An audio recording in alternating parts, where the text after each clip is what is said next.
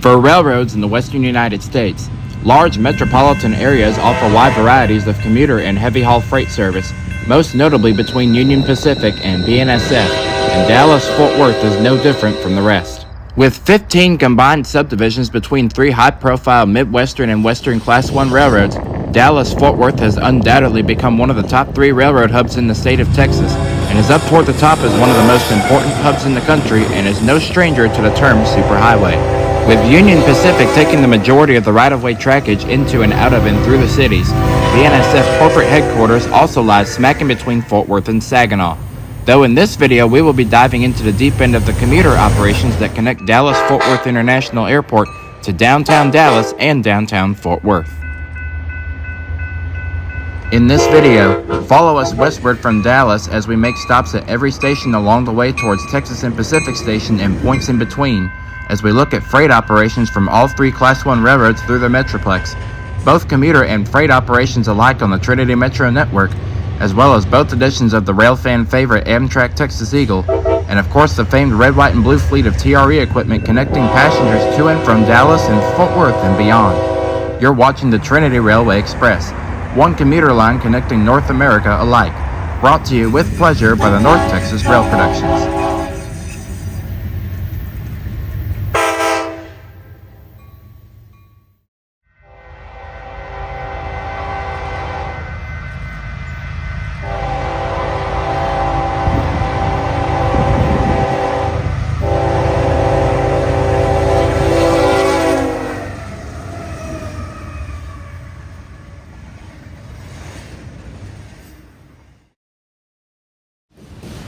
Dallas-Fort Worth is home to one of the 3 most populous areas in Texas, and is the cultural hub of North Texas, situated roughly an hour and a half to the south of the famed Red River and Oklahoma state line.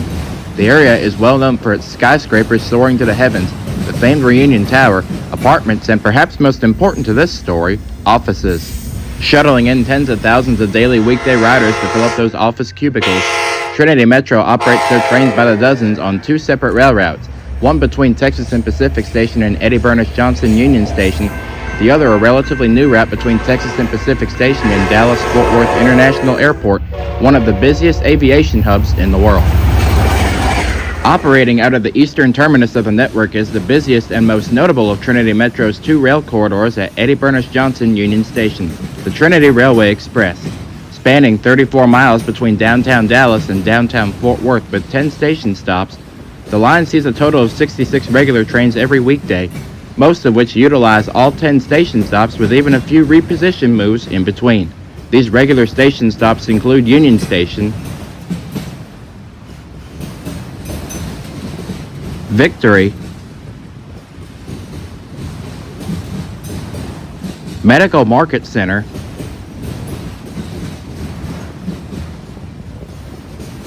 downtown Irving,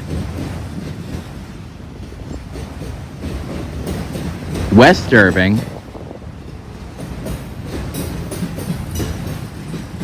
Centreport,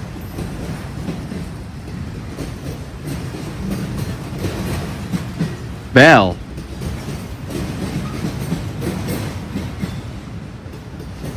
Trinity Lakes,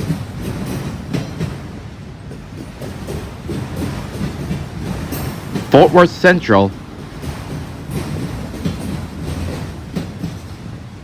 and Texas and Pacific.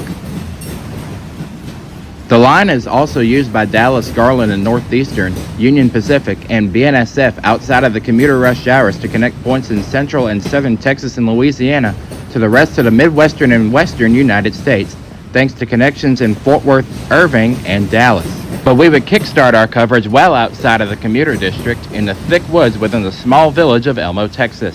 This is the Union Pacific Mineola subdivision, one of 2 main lines that join in Dallas to form the Trinity Railway Express.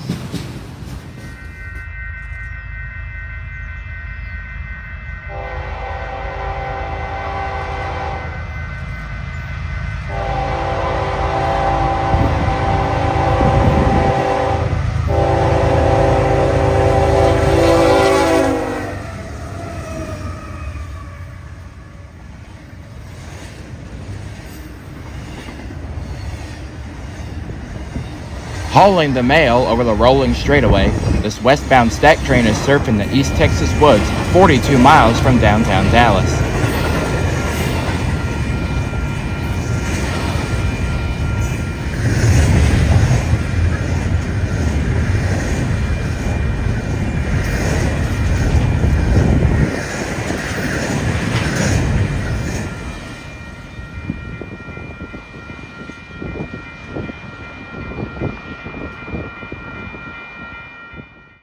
A mile to the west in the middle of Elmo, another intermodal hauls westward at speed into town, though it begin to slow up and diverge into the siding at Terrell for Amtrak hot on its heels.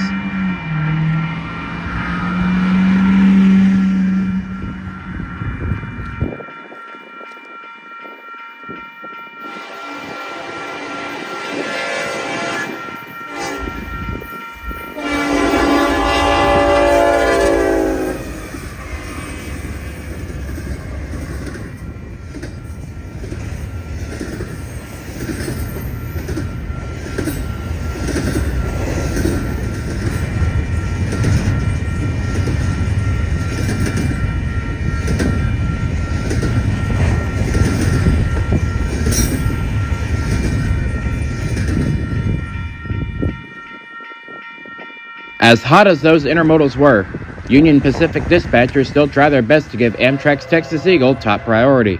Still, today's edition of westbound train number 21 is running an hour and a half off schedule after late departures from Marshall and Longview to the east.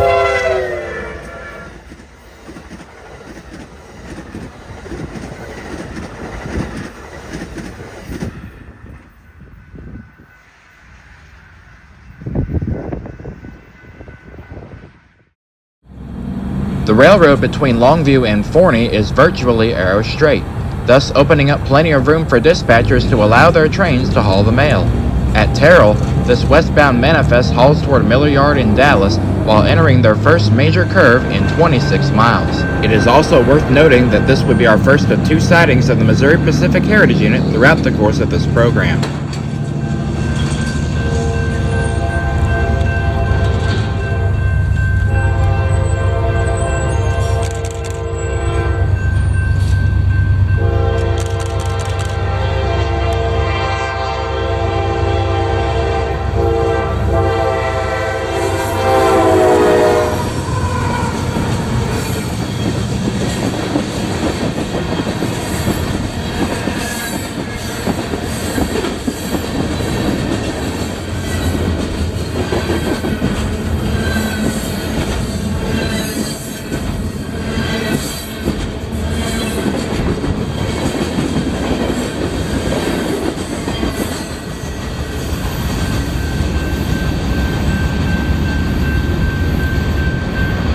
With the shadows getting long in the late afternoon and no station stops between Dallas and Mineola, the eastbound Texas Eagle number 22 rips over the high iron through downtown Terrell at every ounce of 79 miles per hour.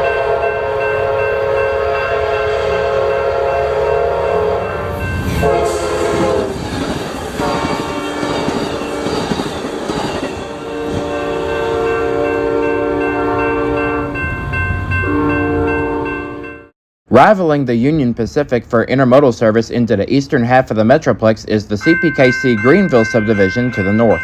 While the Mineola subdivision is historically known as the busier main line being part of the former Texas and Pacific network, the Greenville subdivision was once owned by the Santa Fe before KCS took over the line, though BNSF still retained haulage rights to and from Wylie until the 2010s.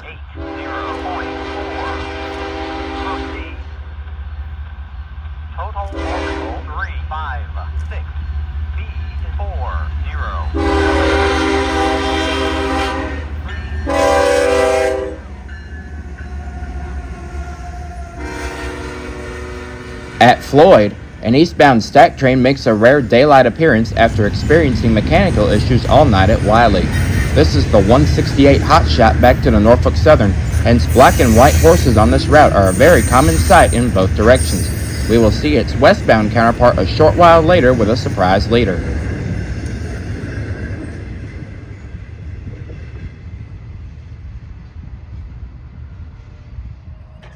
Later in the morning, The 169 counterpart races westward to Wylie with the Norfolk and Western Heritage Unit in charge of the final miles, which we had seen earlier at Greenville.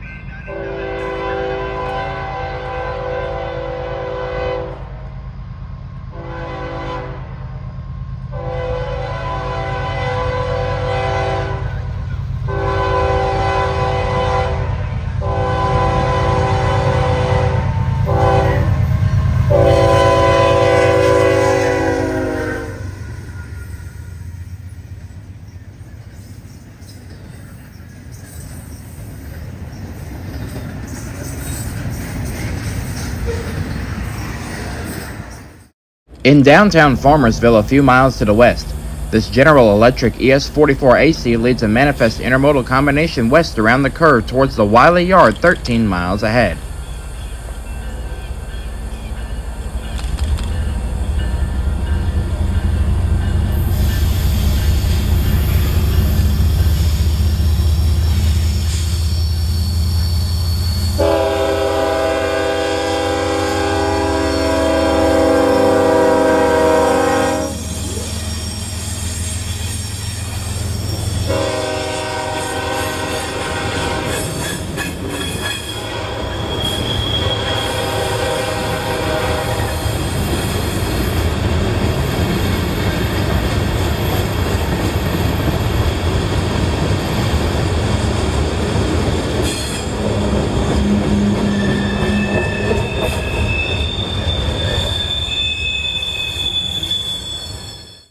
Copeville is widely regarded as a popular spot on this line for hotshot intermodal service.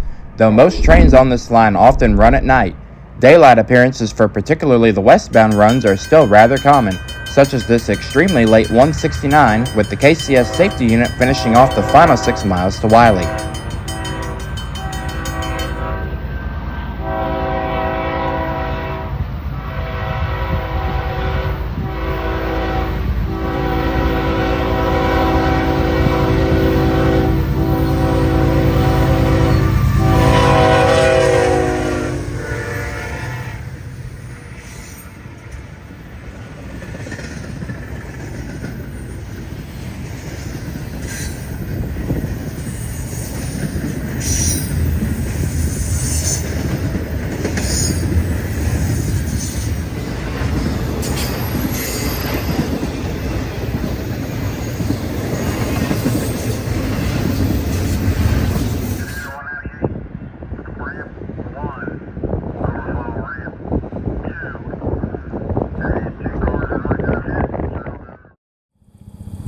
Livonia Park sits just a few miles to the east of the Wylie Intermodal Facility and is another popular spot for westbound traffic entering the Wylie Yard limits.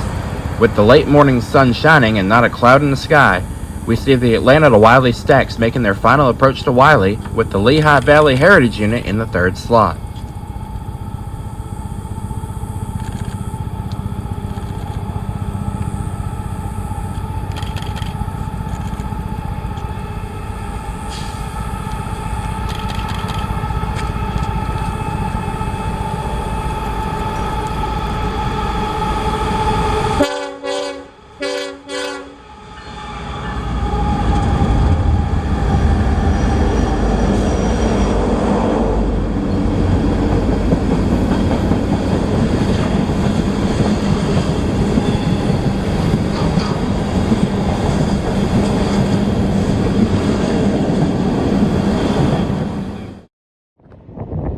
Wylie is one of the most important rail hubs on the CPKC network, holding the majority of southern intermodal service, and is essentially the end of the CPKC network in DFW. As overcast skies loom large above, the Conrail Heritage Unit makes the final approach to the yard on the point of the L34 yard transfer from Garland. The Conrail is my personal favorite out of the Norfolk Southern Heritage fleet, having grown up in Virginia right after the acquisition of Conrail, and this catch certainly brought back some old childhood memories.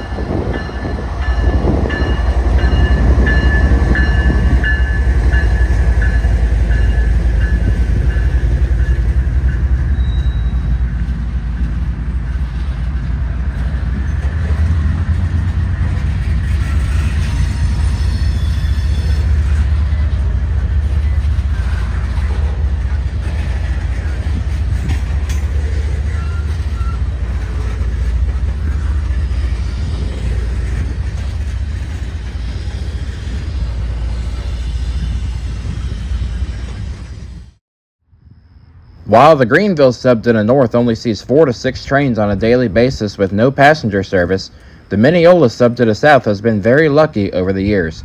Amtrak's Texas Eagle is the direct successor of the Missouri Pacific and Texas and Pacific Railway train of the same name, which was inaugurated in 1948 and ultimately discontinued in 1971. Today, the line's namesake trains are the Texas Eagle and the hotshot intermodals like this one to and from the Southeast, Midwest, Mid-South, and the West Coast.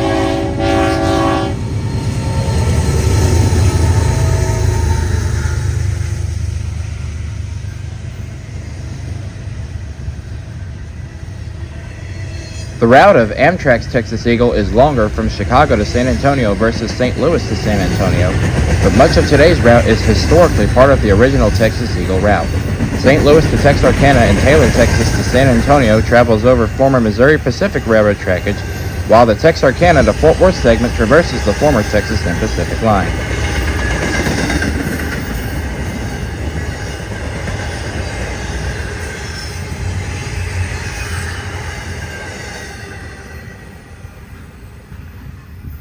Railroad engineering departments have done a fantastic job over the years in stuffing their curves full of super elevation, allowing trains such as this intermodal hotshot to quickly cut across the country at higher speeds despite the lack of tangent track.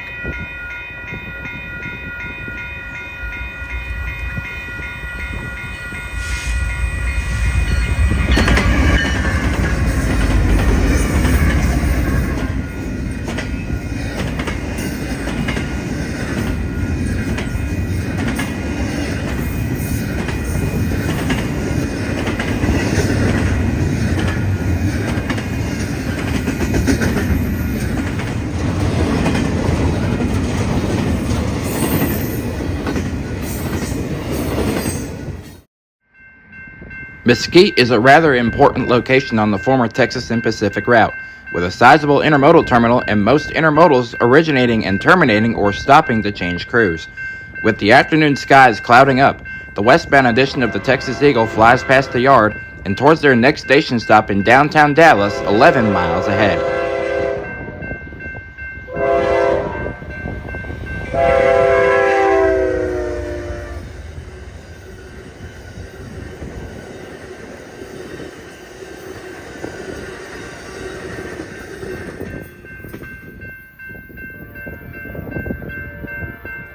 While midday action on the main line was relatively quiet, a westbound light power shuttle gets underway, likely heading down to the nearby Dallas Intermodal Terminal at Hutchins, with our arms and legs baking under the afternoon sun and a lack of fluids on hand.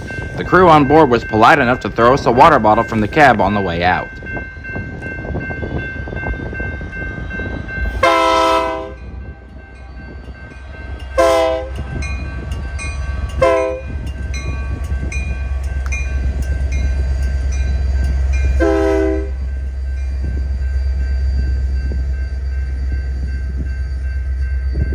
Summiting the climb into the eastern urban core, this Autorack intermodal combination follows behind the Texas Eagle and the aforementioned light power.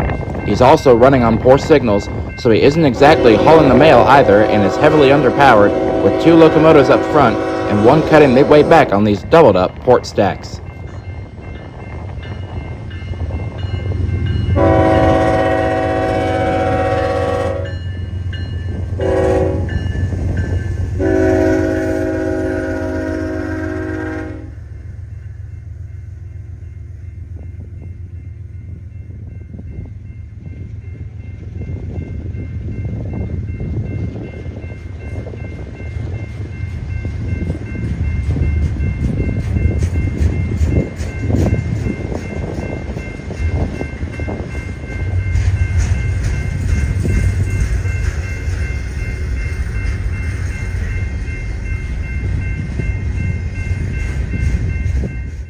At Scyene Road, a westbound Z train hauls underneath the dark green line on its way through the eastern housing subdivisions, inching closer to downtown Dallas.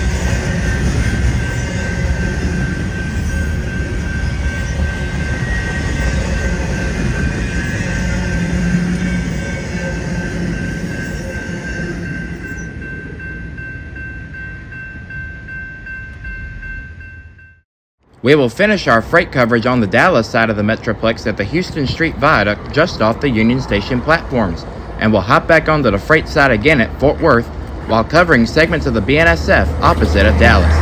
At Houston Street, these two intermodals meet beneath our feet, one with imported Asian consumer goods from Long Beach, the other a priority hotshot freshly recruited Mesquite and destined for Los Angeles.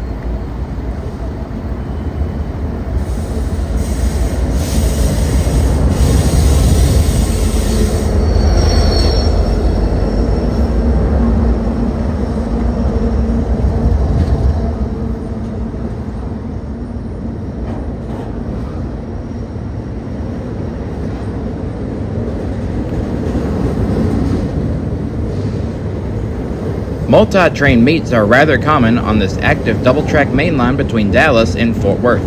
Case in point, the Missouri Pacific Heritage Unit leads this eastbound manifest on Track 2 as a DGNO local out of Mockingbird Yard crawls past the station platforms on Track 1.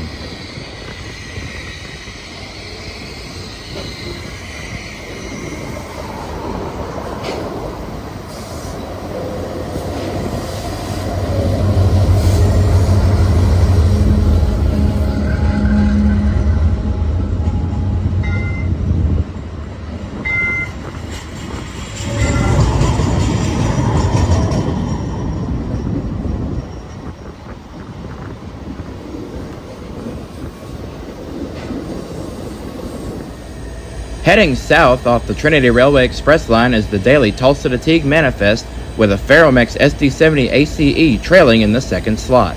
This particular edition of the Tulsa to Teague train is running behind the tail end of the morning commuter rush, thus still giving BNSF just enough room to dispatch their trains out of Irving.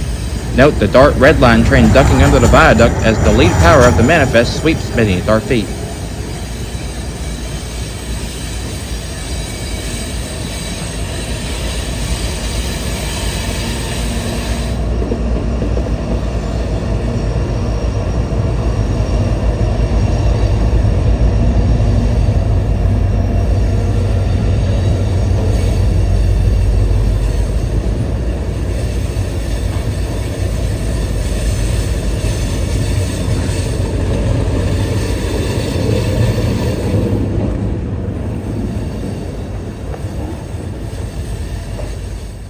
With Main 2 clear of rail traffic, it was then time to line up this intermodal manifest combination eastward. Canadian Pacific SD70 ACU number 7023, sporting the Air Force livery, brings the MLDDI beneath our feet as the crew clicks off their final miles to the Dallas Intermodal Terminal at Hutchins.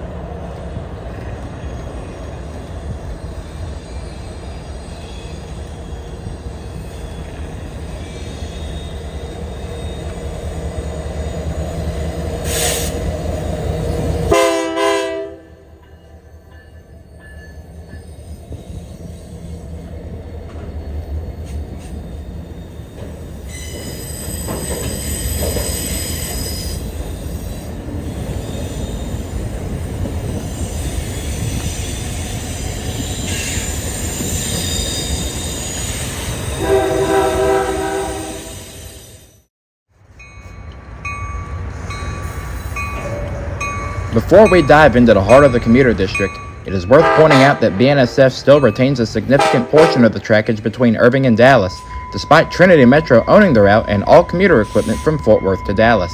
The Trinity Railway Express line runs along a former Chicago, Rock Island, and Pacific line that the cities of Dallas and Fort Worth purchased in 1983 for $34 million. Today, the line has undergone several changes to improve modern infrastructure, including a 1.5 mile long grade separation through Irving to avoid highway traffic congestion, as well as large chunks of the railroad being double-tracked between Fort Worth and Dallas to accommodate for multi-train meets. Much like other commuter networks across the United States, Trinity Metro operates their own separate bus system, which also heavily contributes to the 21,000 weekday riders and 6.2 million annual riders per 2024 full-year metrics.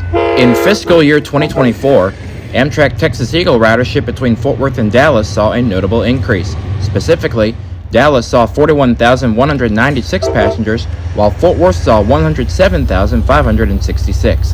While this data doesn't explicitly detail the number of passengers between the two cities, it does indicate a substantial increase in ridership at both stations, suggesting that the route between Dallas and Fort Worth likely saw a similar growth.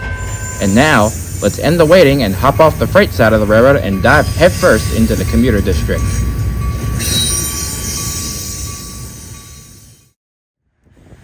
Eddie Bernice Johnson Union Station, or simply EBJ, is known as the eastern terminus of the 34-mile Trinity Railway Express Line and the Trinity Metro Rail Network.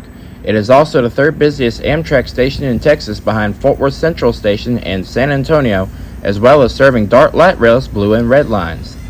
With the TRE rush in full swing on a hot summer morning, inbound train number 2916 glides into the station to unload and exchange passengers to the next outbound train, as well as the Dart red and blue lines.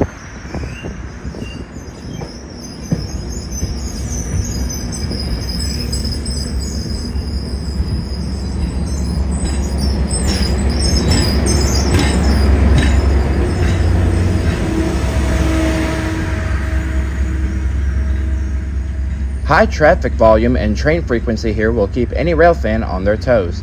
Case in point, this eastbound intermodal rounds the curve after crossing the eastern banks of the Trinity River, making way for the Mesquite Intermodal Facility 11 miles ahead, while outbound train number 2919 departs shortly after the head power clears the junction.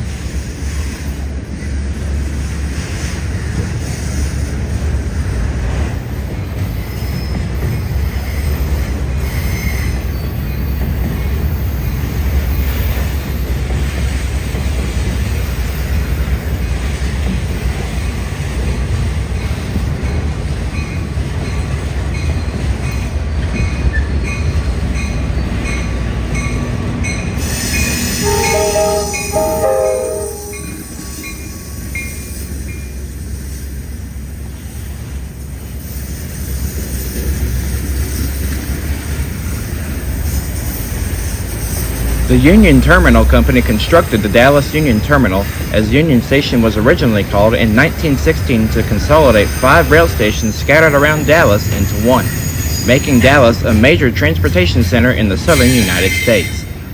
At the peak of its usage, as many as 80 trains stopped each day at the station, designed by Jarvis Hunt, who designed other large train stations. Railroads served by the station include the Santa Fe, Cotton Belt, Fort Worth and Denver, Rock Island, Burlington Rock Island, Frisco, Katy, Southern Pacific, and Texas and Pacific. In 1954, the building served as a temporary library while the Dallas Public Library System constructed a new central building to replace the original Carnegie Library.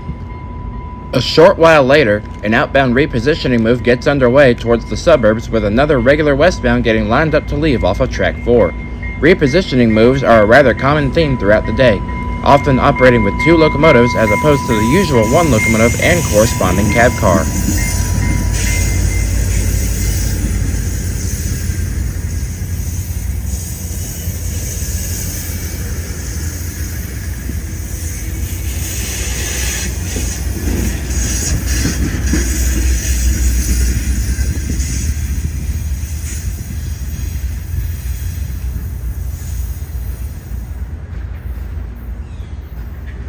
Ten minutes later, outbound train number 2921 gets underway to bring passengers back into the suburbs.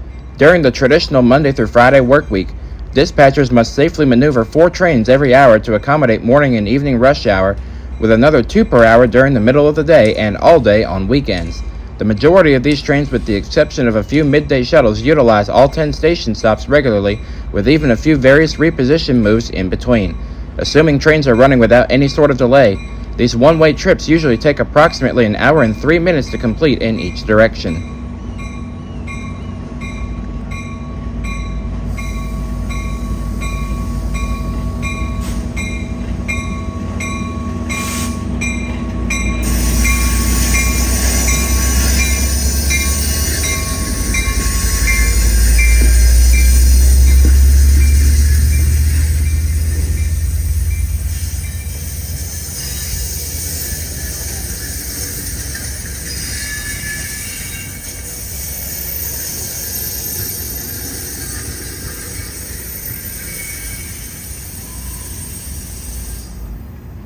After the outbound All-Stopper departed for Fort Worth, a westbound stack train eases into downtown on Dallas Submain 1, soon to fly over the eastern banks of the Trinity River. An inbound 2918 glides into their station stop 2 minutes later with the stack train's power within the confines of the bridge over the river.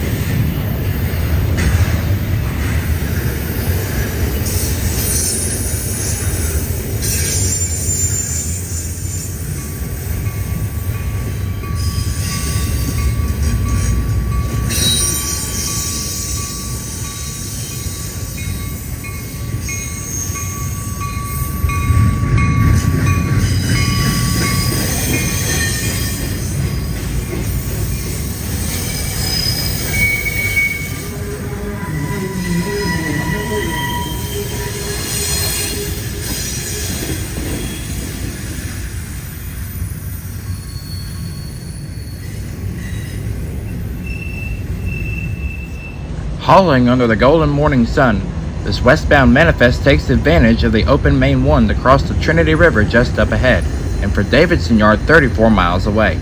Outbound train number 2917 with one of the two F40PHs on the roster also gets underway for a westward run into the suburbs.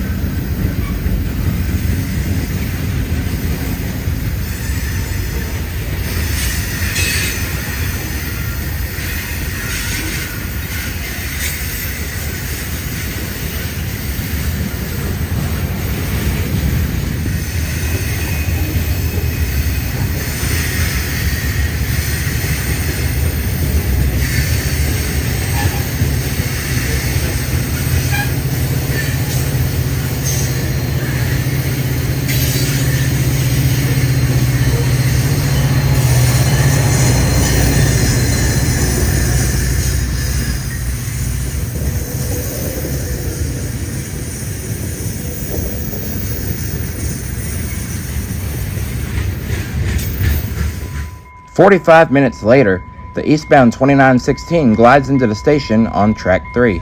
The station here holds 7 tracks, 2 for dark red and blue lines, 2 for inbound and outbound TRE trains, 1 for Amtrak's Texas Eagle, and 2 more for all local and road freight traffic.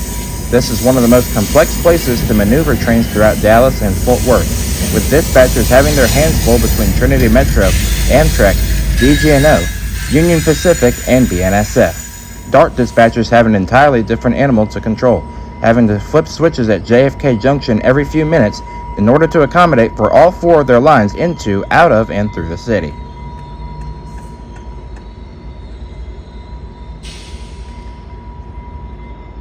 With so many trains utilizing the weekday timetable, dispatchers often have conflicts moving into and out of and through the city and suburbs. Though these trains are on a set schedule, unlike the few various DGNO and BNSF run-through freights throughout the week, so much like the operators of the high-profile Class 1 railroads, conductors and engineers must always keep their head on swivel to ensure that these trains full of passengers are operated efficiently and safely. With conflicting Union Pacific traffic out of the way, the DGNO Browder turn crawls through JFK Junction before reversing over the river towards Browder Yard.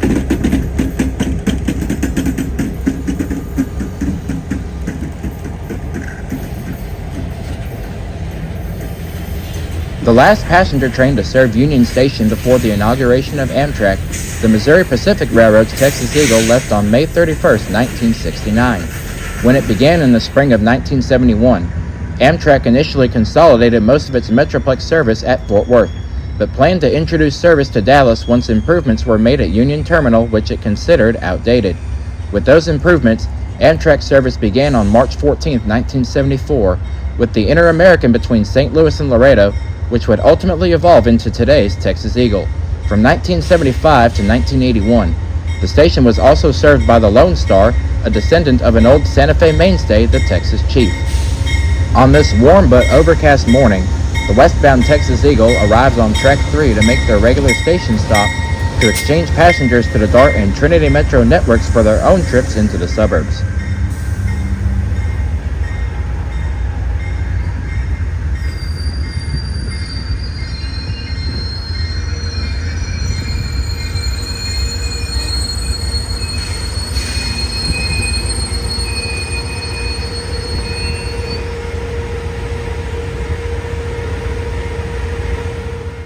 Hauling on the heels of the Texas Eagle, a westbound stack train gets lined up by the Omaha dispatchers to make their run over the Trinity River towards Fort Worth, El Paso, Tucson, and eventually the ports of Long Beach.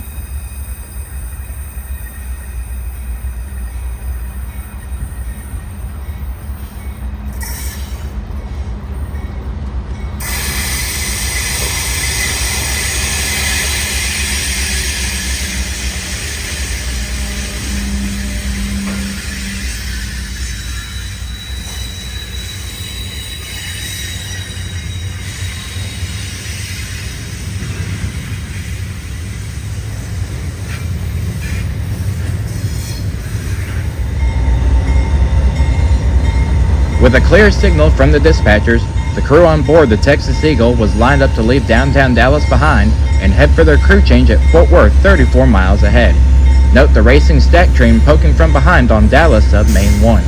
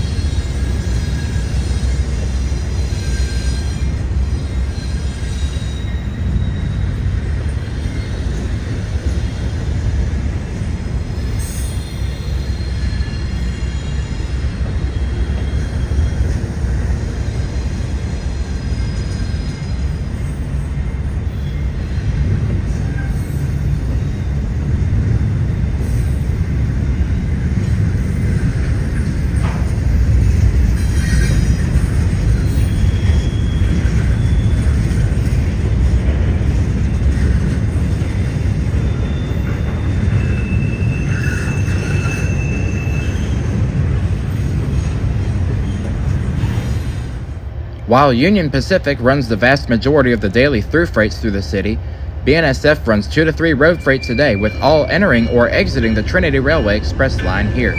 With trains mostly running south thanks to largely being a directional subdivision, this bulk unit train is undoubtedly destined for southeastern Texas, loaded down with rocks from southern Oklahoma.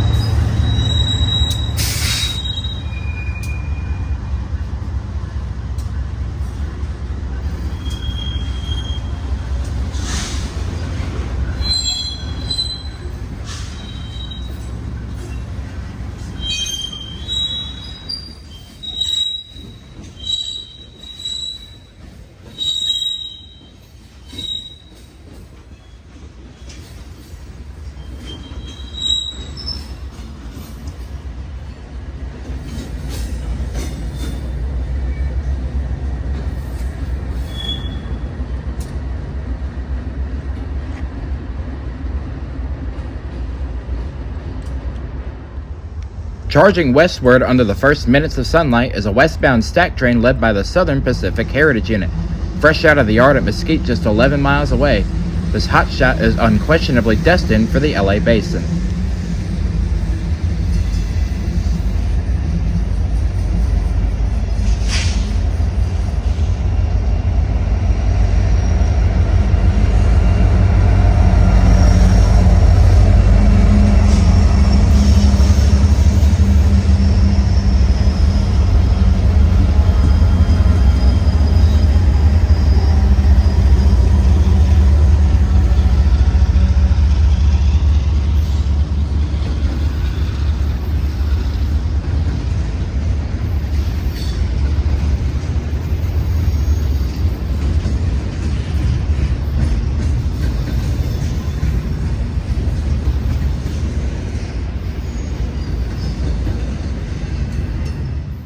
The DGNO Mockingbird turn returns west towards the yard on a hot summer afternoon, with westbound heavy haul commerce beginning to get lined up close behind.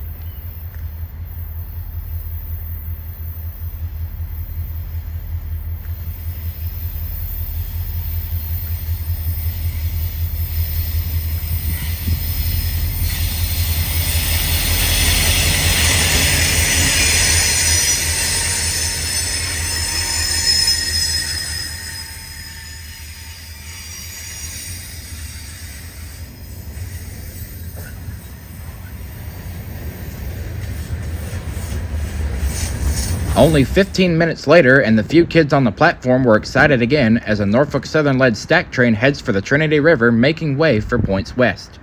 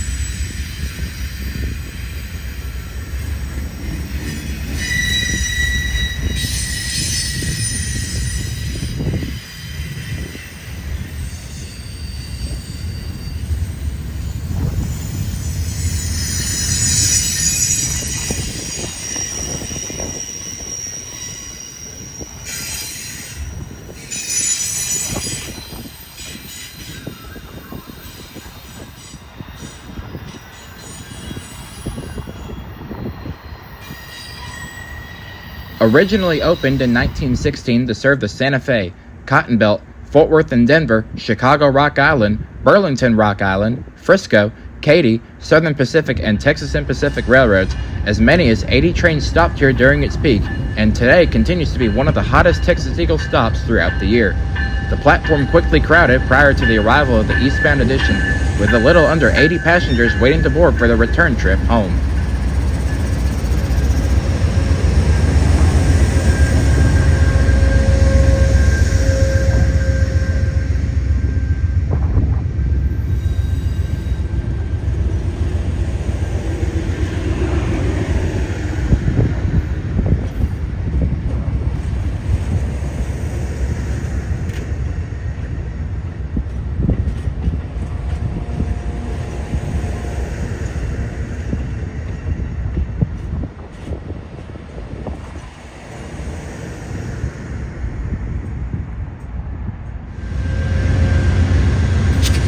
With all other passengers aboard and luggage stowed, the engineer was given clearance to proceed from his conductor. Leaving Dallas-Fort Worth behind, the thick woods of East Texas and Arkansas will dominate for the next several hundred miles towards Little Rock, St. Louis, and eventually Chicagoland.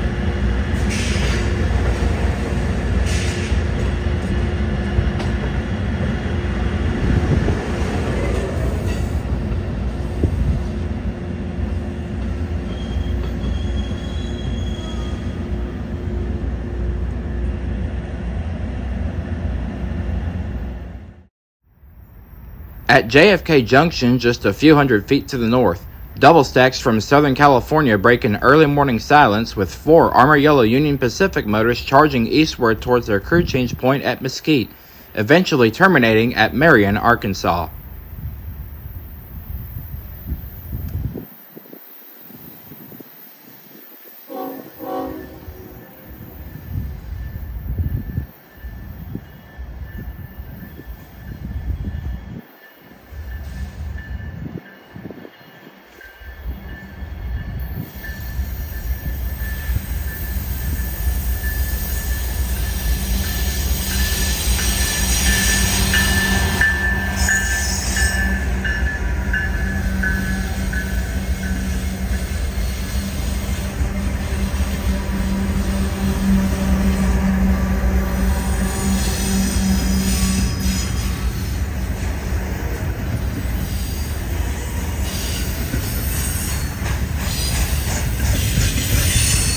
JFK Junction was named after the infamous assassination of United States President John F. Kennedy.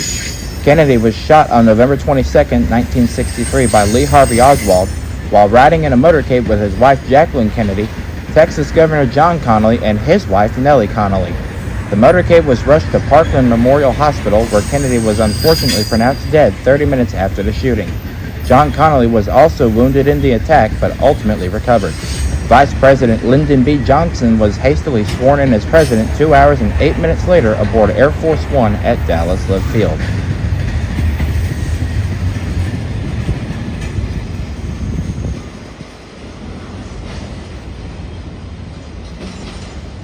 JFK Junction marks the point in which all four DART lines, the TRE, BNSF, and Union Pacific lines converge together, thus making it by far one of the most active rail junctions statewide.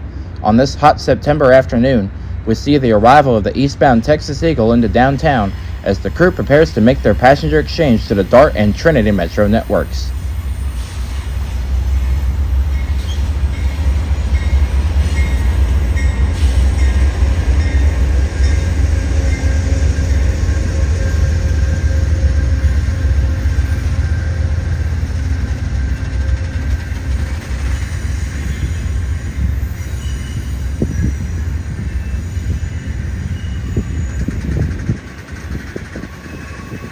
With the main line now clear and both editions of the Texas Eagle thoroughly out of the way, the commands came over the wire from the Omaha dispatchers to line up the signals through the junction for these westbound Union Pacific stacks.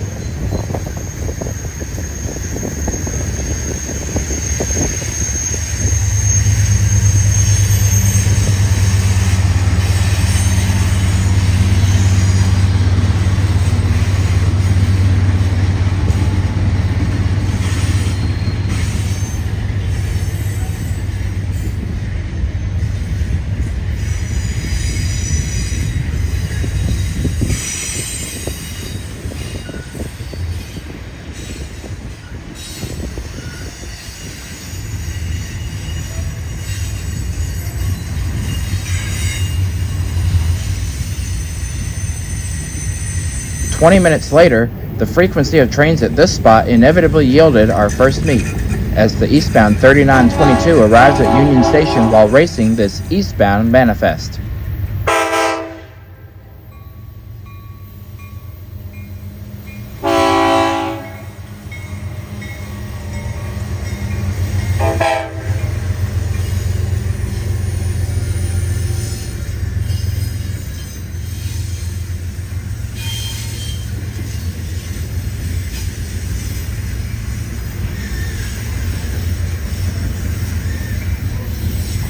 On a warm December afternoon, a westbound grain drag heads toward the river on Track 2 as they make room for a southbound manifest exiting the TRE. The grain train will cross back to Track 1 just to the west of the river, while the manifest will cross over to Track 2 near Lenway Avenue in order for the railroads to resume traditional right-hand running.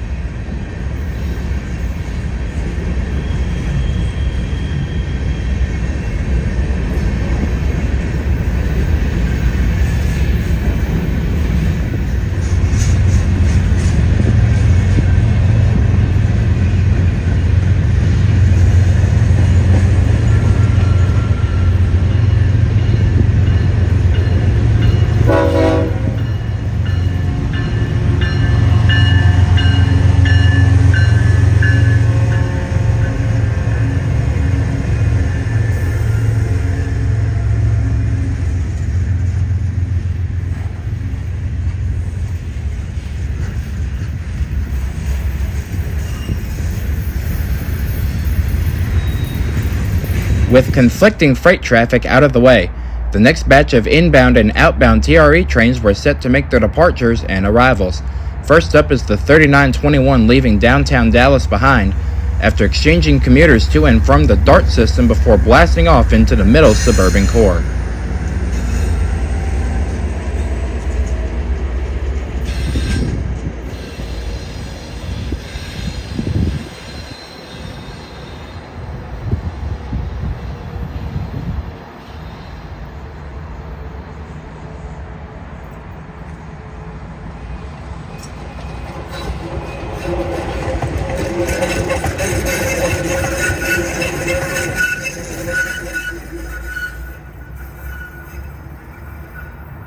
15 minutes later, 3920 counters eastward upon arrival at Union Station to exchange its own commuters to the DART network towards the outer suburbs to the north, east, south, and west, opposite of the aforementioned 3921 minutes earlier.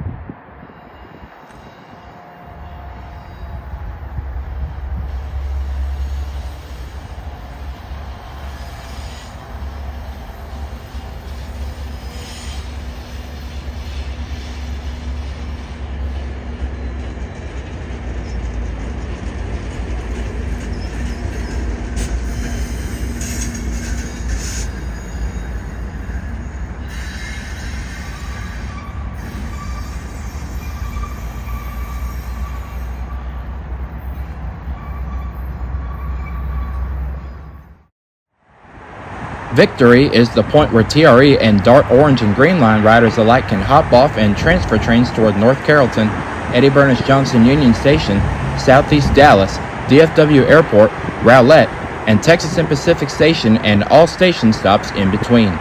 Located along the Stemmons Corridor in the Uptown neighborhood, the station opened in 2001 in the Victory Park development as a temporary platform shortly after the opening of the American Airlines Center.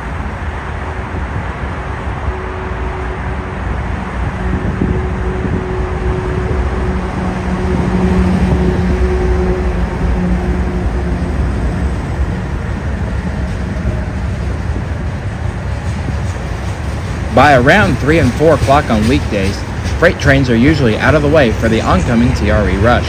However, on this day, a BNSF manifest and a late Amtrak Texas Eagle will clog up rail traffic for a short while. This manifest was passing over a rather rough surface upon crossing the walkways, which put a lot of shaking into the ground and thus the camera too.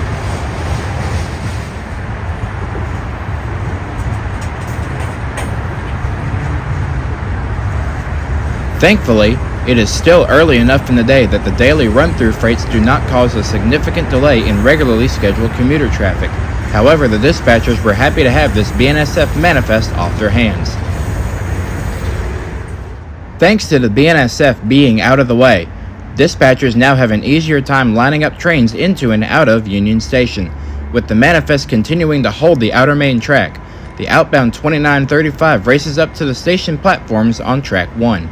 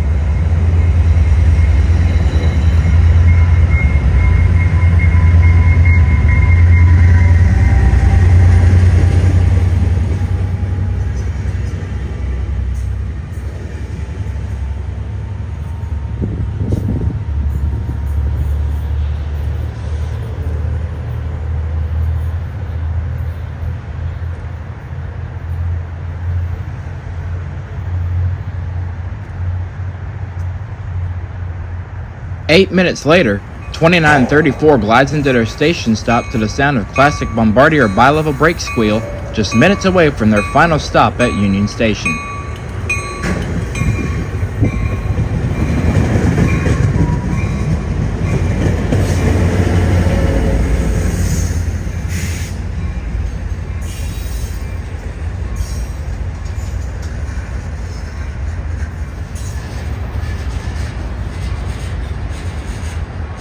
Once they reach Union Station, the train will exchange commuters between the DART and Trinity Metro networks, as well as the inbound Texas Eagle, which we will see in a short while.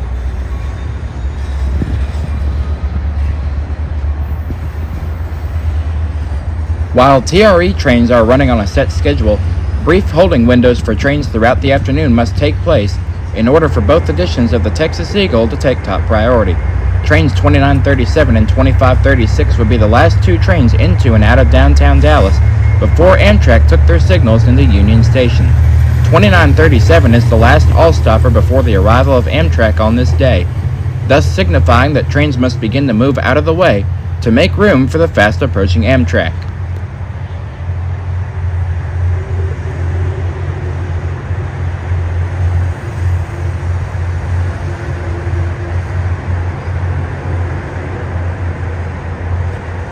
"2536 strolls into view just 8 minutes later and is set to make their last two station stops before the arrival of Amtrak hot on its heels. 2536 only utilizes the 5 eastern stations between West Irving and Union Station, thus it is not an all-stopper like the majority of the other regularly scheduled moves throughout the weekday.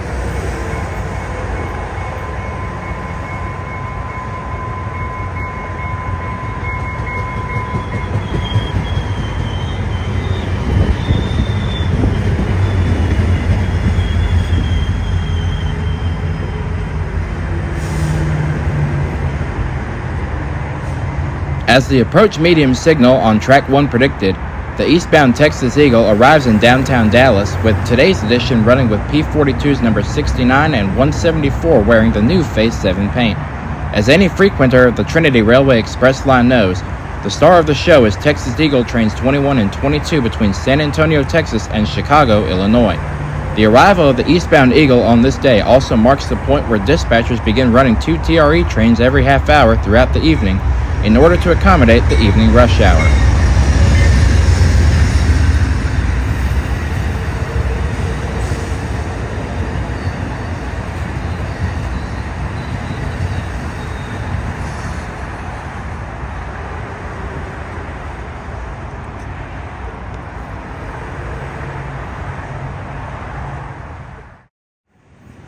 At the Market Center DART station, we see the 3907 gliding through the super elevated curve under the beaming golden morning sunlight as they make a westward trek towards downtown Fort Worth.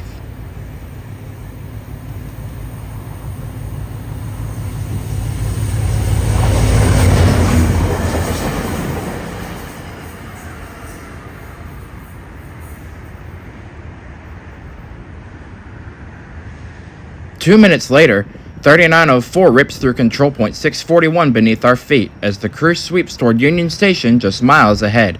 It is also worth noting that the morning sunlight looks great on the Bombardier cab cars as the golden beams shine vibrantly on the outer steel structure.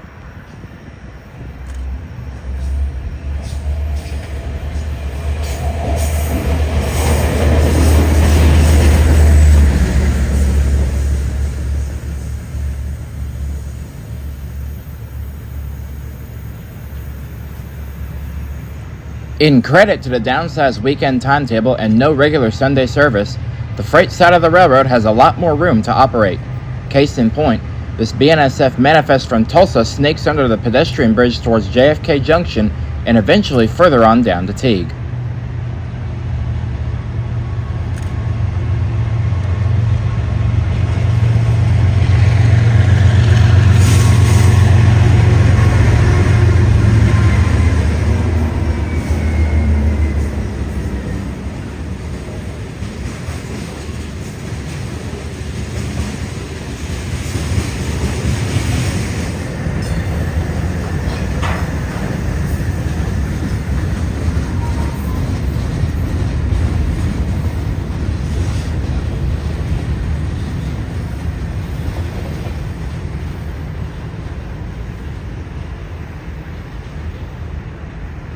With the manifest now out of the way, trains 3919 and 3916 blow past the signal bridge and the station platform en route to Medical Market Center to the west and Union Station to the east.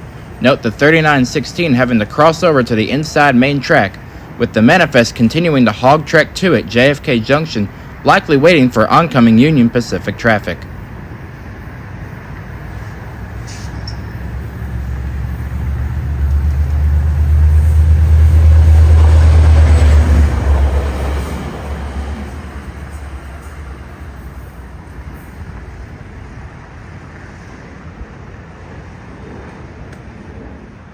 With 3919 out of the way, The dispatchers throw the switches at the control point to allow for the 3916 to safely cross from Track 2 to Track 1 towards Union Station around the waiting manifest.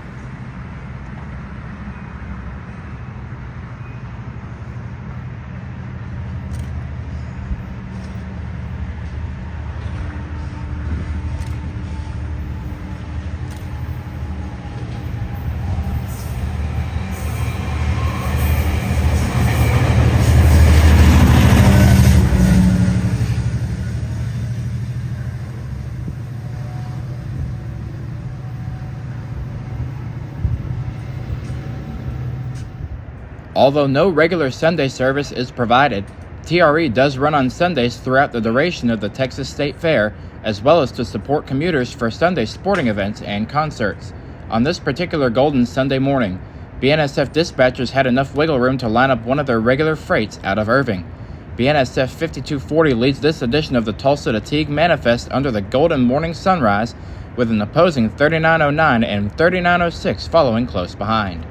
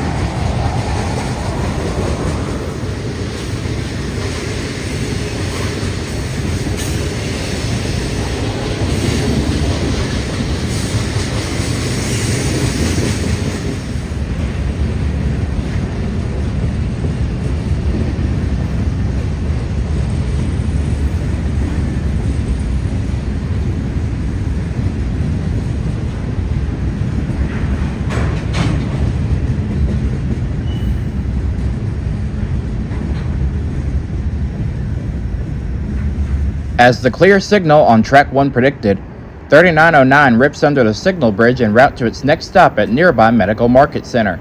3906 to Union Station would then counter just a mere 3 minutes later, crossing over from Track 2 to Track 1 to run around the manifest stop at JFK Junction.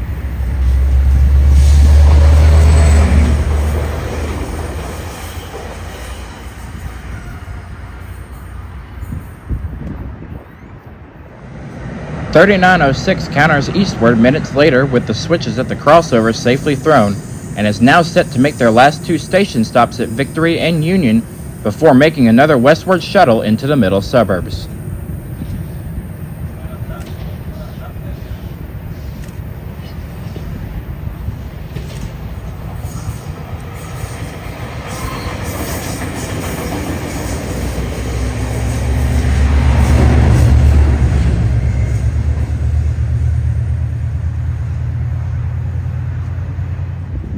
Gliding through the control point on this hot late Saturday morning is eastbound train number 3910, bringing in another shuttle of commuters from the Fort Worth suburbs.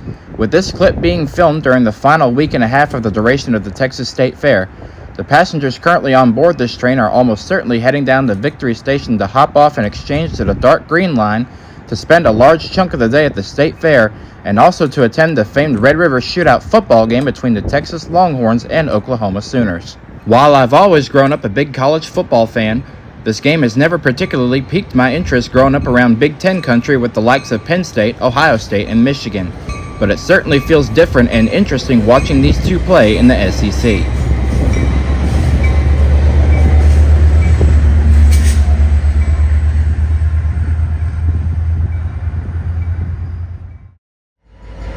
Medical Market Center is our next stop on our westward journey out of the city, home to one of the biggest hospital districts in the Dallas area, and also hosting separate DART and TRE stations just blocks apart.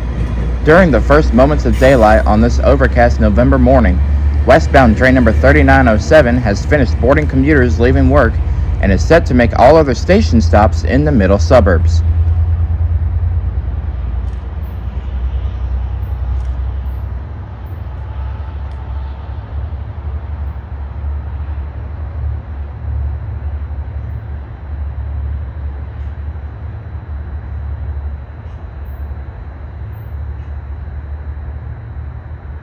With only 2 trains per hour on the Saturday and as-needed Sunday timetable, an hour-long quiet period ensues as the 2 hourly trains regularly meet here, with eastbounds making their stops first, opposite of Bell Station to the west. 3906 glides to their stop first on Track 2 as dispatchers begin lining up signals for a westbound counterpart.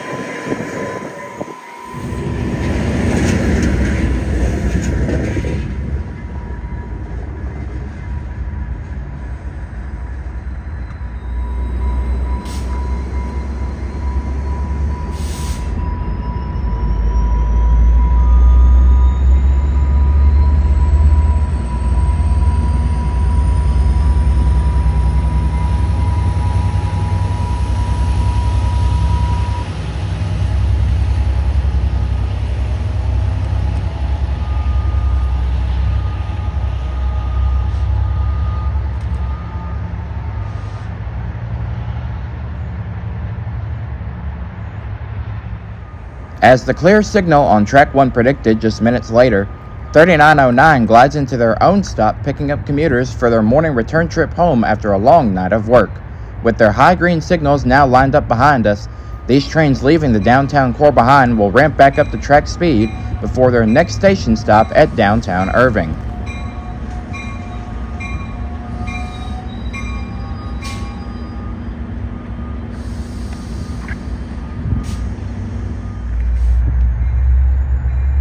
With all of their passengers boarded, the engineer was given clearance to proceed from his conductor. Leaving downtown Dallas and the Medical Market District behind, they will make all 7 other stops to Texas and Pacific Station before returning back to Dallas.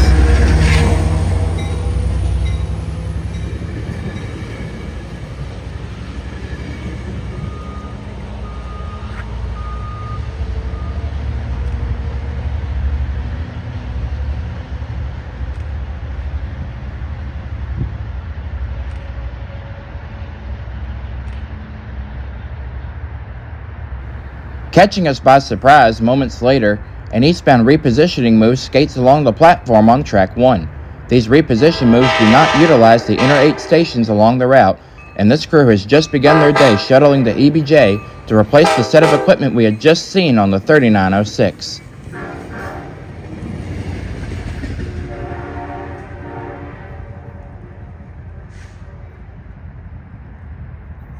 Minutes later, a westbound reposition move deadheads past the platforms back towards the yard at Irving. These moves are often considered as extras and are not actively listed on the weekend or weekday timetables. This crew is finishing their day after being replaced by the set from the eastbound move just minutes earlier.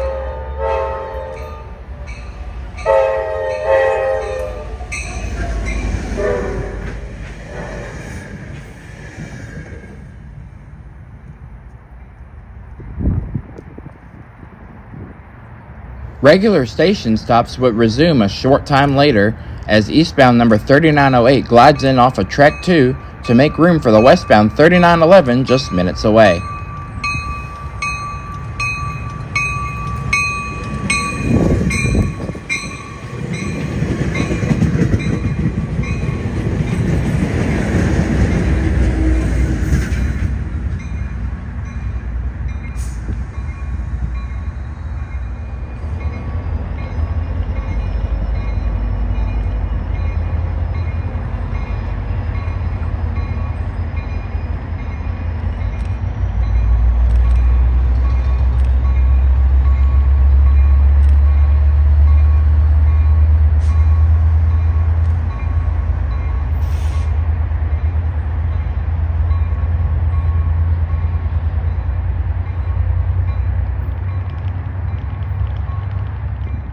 With the eastbound all-stopper out of the way, dispatchers lined up the switches and signals for the countering 3911 as overcast skies continue to linger.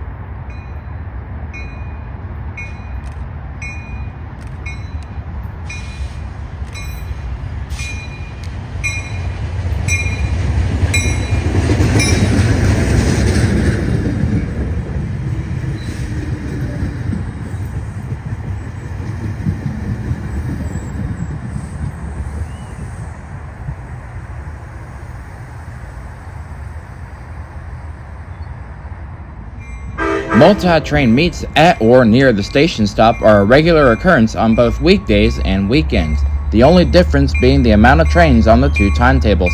Trains 3920 and 3923 meet just to the east of the station on this hot and humid summer afternoon, as the regular Saturday shuttles consisted of the usual F59 PHs.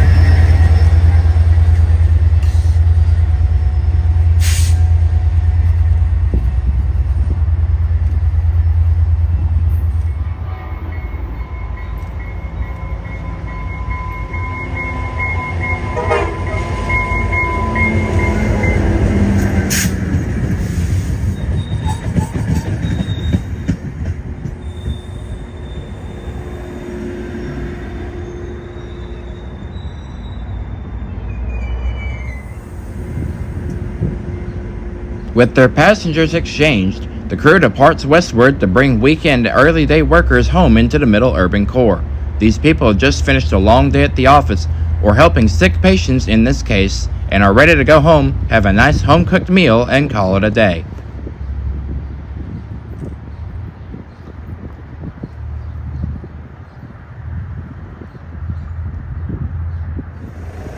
Hauling up the grade 10 minutes later, this empty BNSF rock train begins to summit the climb out of downtown Dallas. Despite being given a high green signal through the station on track 2, they would begin to quickly slow up as a surprise gray ghost assists in shoving on the rear.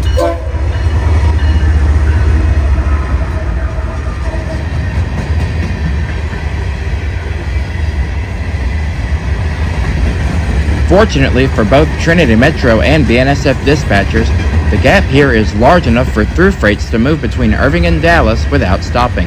However, Trinity Metro dispatchers will always be glad to rid themselves of daylight freight traffic.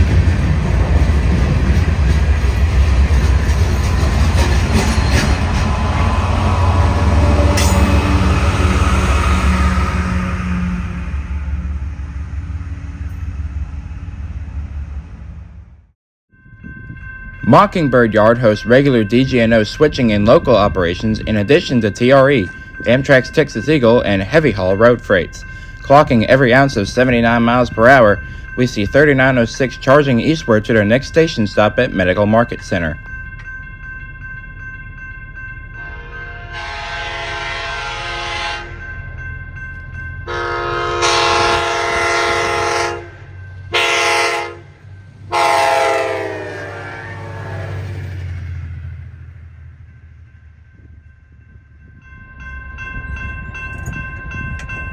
All regular weekend trains during the day on the TRE are classified as all stoppers because they stop and utilize every station along the route to bring commuters in and out of both downtown districts and the urban core. Minutes after the 3906 cleared on this overcast morning, we see the high green signal drop as 3909 charges west at track speed.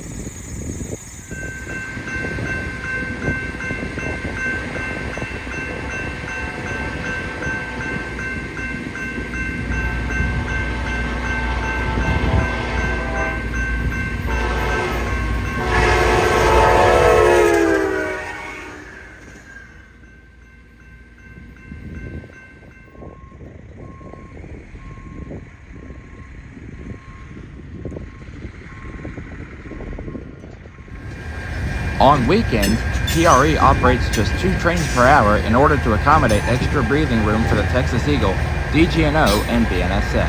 However, on this day, a DGNO Mockingbird Yard job plus 2 BNSF road freights will clog up the railroad for a bit, despite no westbound edition of the Texas Eagle.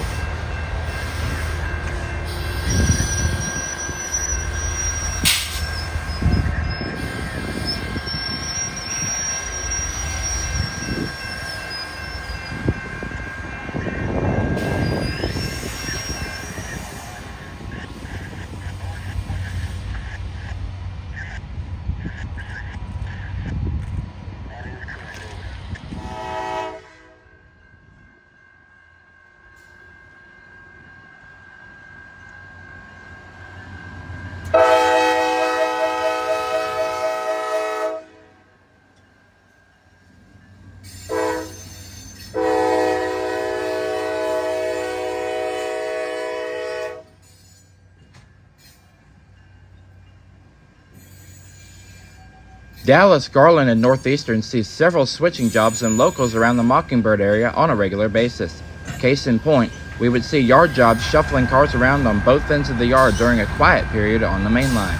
In addition to these shuffles, DGNO runs east through downtown Dallas and west to downtown Irving and Carrollton in order to exchange carloads between the Union Pacific, CPKC, and BNSF. While the local was switching their cut of cars around the yard, 3914 blasts over the Trinity River and past the yard with F40PH number 130, which we had seen earlier at Fort Worth. As one will notice in several clips here, the high speeds and close proximity to the rails puts a rather hefty breeze into the ground, and thus also blowing our cameras down.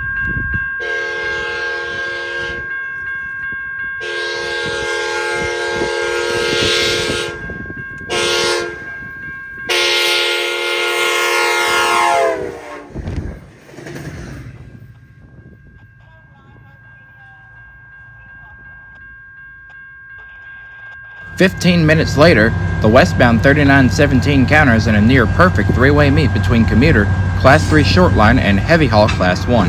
This is a sight that, although we had not previously seen for ourselves, is also not entirely uncommon along this segment of the line.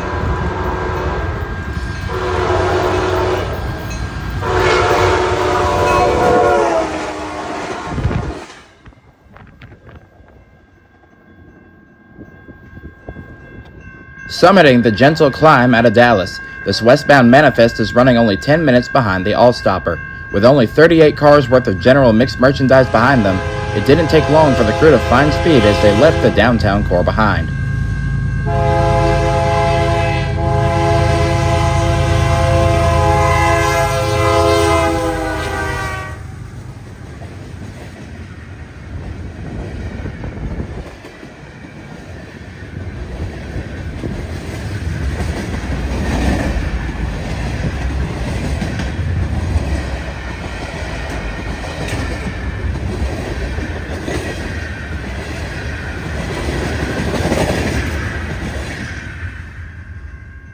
With the manifest out of the way, a 30-minute quiet period ensued on the main line before the eastbound 3916 broke the silence, with cab car number 1006 charging towards the medical market and downtown districts at track speed. This one, along with many others, are moving commuters into the city, likely for Game 6 between the Winnipeg Jets and Dallas Stars at the American Airlines Center.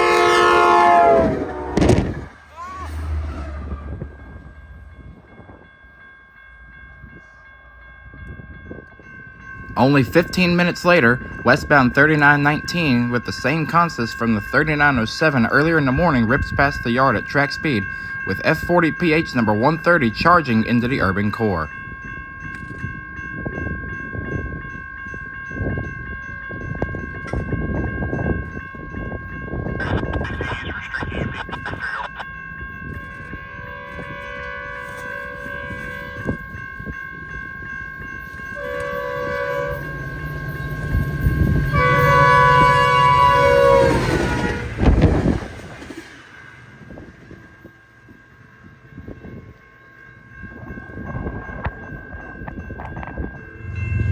With commuter traffic out of the way for the next 45 minutes, the commands came over the wire to line up this empty BNSF rock train into Irving. To say the least, dispatch and other all-stop crews were not particularly happy with the traffic jam on this end of the line on this overcast and muggy Saturday afternoon.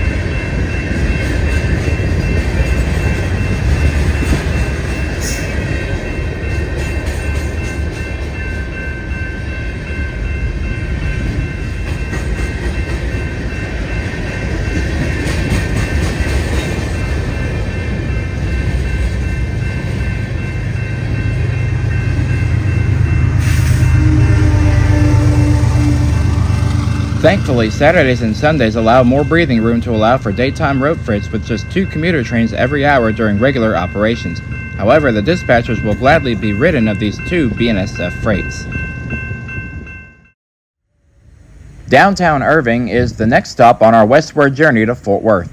With a small yard just off the station and 2 separate Ys onto the BNSF Medill subdivision just off the platforms, this is the primary point for BNSF traffic into and out of the city, with the exception of a couple various moves to and from Fort Worth. The downtown core here is rather small and nothing like one would imagine for a downtown district compared to the likes of Las Colinas to the north. Gliding along the platform at track speed on a hot Saturday afternoon, the eastbound Texas Eagle wastes little time making course for their scheduled stop at nearby downtown Dallas.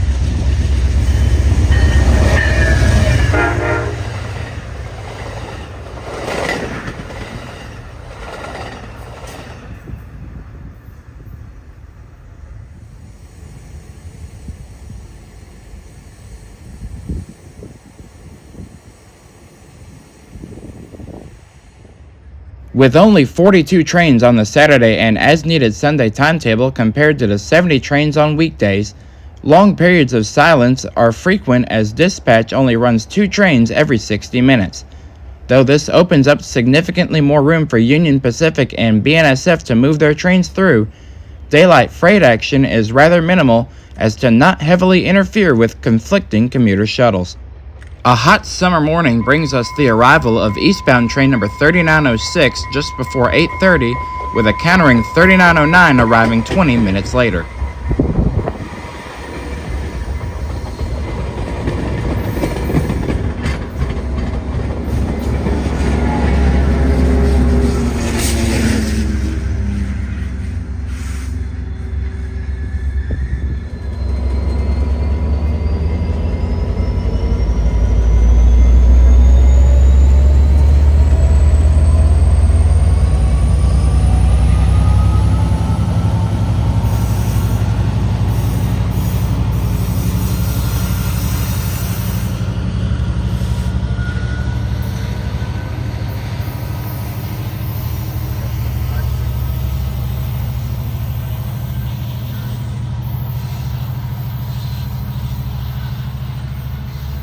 As the 3906 arrives in downtown Dallas, 3909 glides to a stop to pick up commuters for a day at the office in downtown Fort Worth.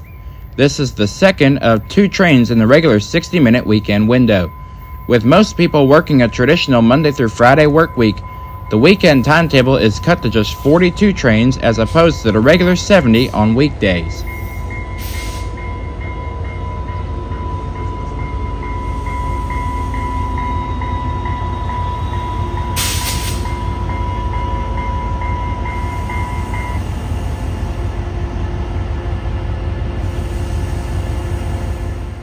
By the time the sun rises during the week, the morning rush is in full swing as 4 trains are dispatched every 60 minutes.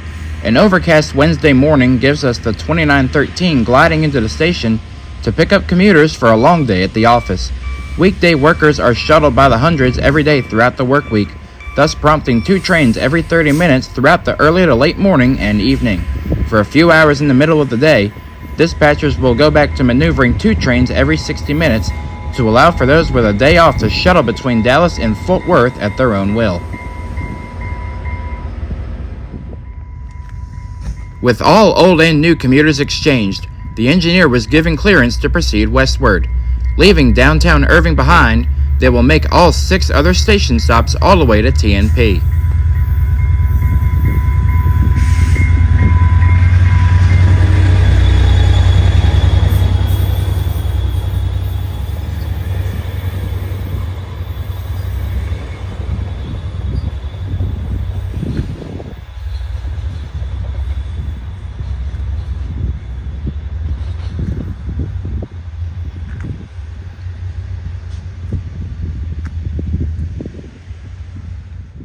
"2912 skates into the regular stop 10 minutes later after meeting the aforementioned 2913 at nearby West Irving.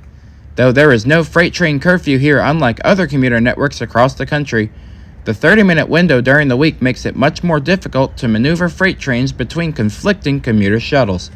though we will see a few examples going forward, including one just west of the downtown Irving station shortly.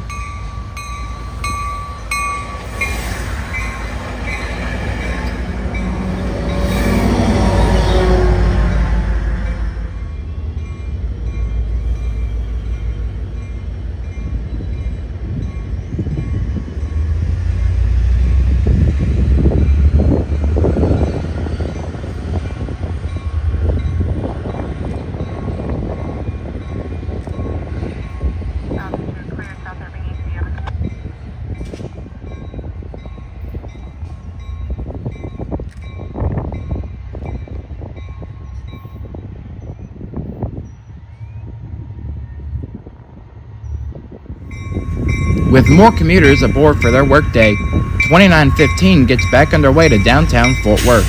These people are on limited time from now to get to the office. Thus, the trains are also on a set schedule to ensure that these commuters get to work on time and safely.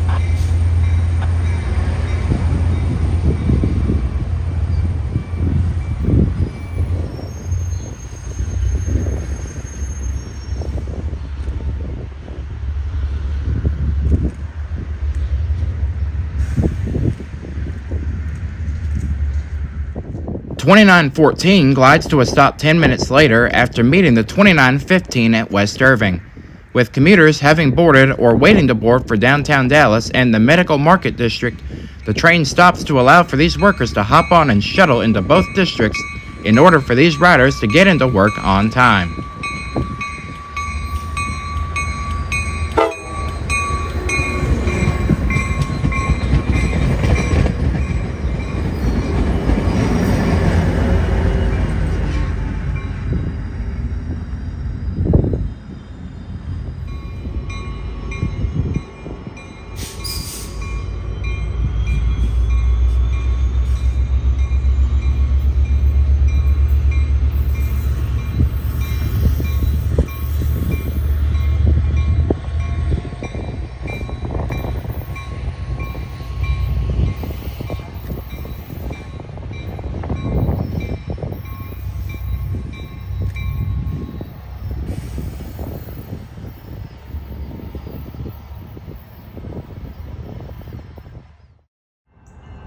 Hauling off the Beltline grade under the first minutes of sunlight, this eastbound manifest crawls toward the nearby Y onto the Medill subdivision. Having left Northyard earlier in the night, dispatchers struggled to reach Irving during the 30-minute weekday window. Though with regular conflicting commuter traffic out of the way for the next 20 minutes, BNSF had just enough room to maneuver off the TRE and onto their right-of-way the rest of the way up to the hump yard at Tulsa.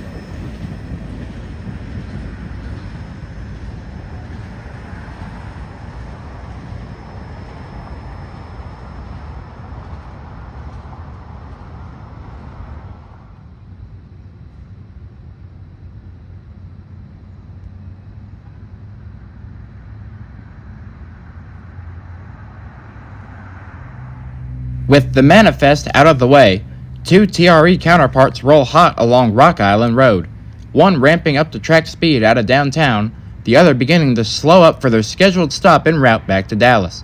First up was the westbound 2915 headed by F59PH number 123, blasting off for West Irving and eventually TNP Station.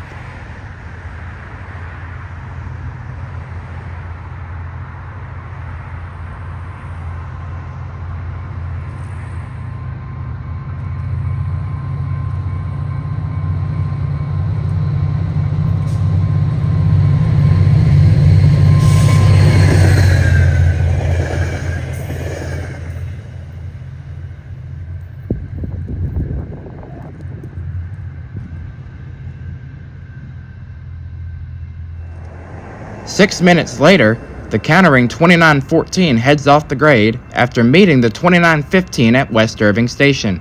They are slowing down in order to make their scheduled stop at the downtown Irving Station just a half mile away.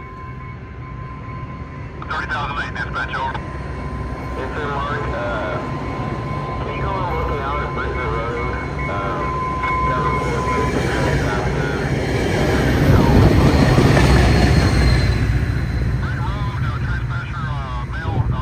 Got a report that the helicopter. Alright, thank you. Let me know what you see, over. Listen to what you see. Alright, thank you, dispatcher. 38. West Irving Station entered service on November 13, 2000, and is one of the two innermost stations between Dallas and Fort Worth. Located between Beltline Road and the President George Bush Turnpike, West Irving also marks the first station stop for eastbounds fresh out of nearby Tex Yard, and the last stop for westbounds entering the yard. The station also sits less than a half mile off the Beltline grade, which was completed in the early 2010s. The westbound Texas Eagle hauls off the grade on Track 2 on this warm autumn morning, making way for their regular stop and crew change in Fort Worth.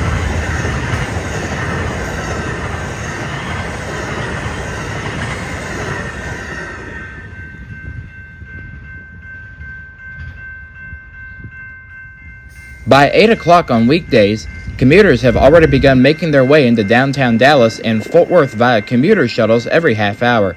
For rail fans, this means double the meets and double the action, though dispatchers on the other hand can get quite the headache. A deadhead move with an F59 PHI and an F59 PH has just departed Tex Yard and is blasting eastward to downtown Dallas.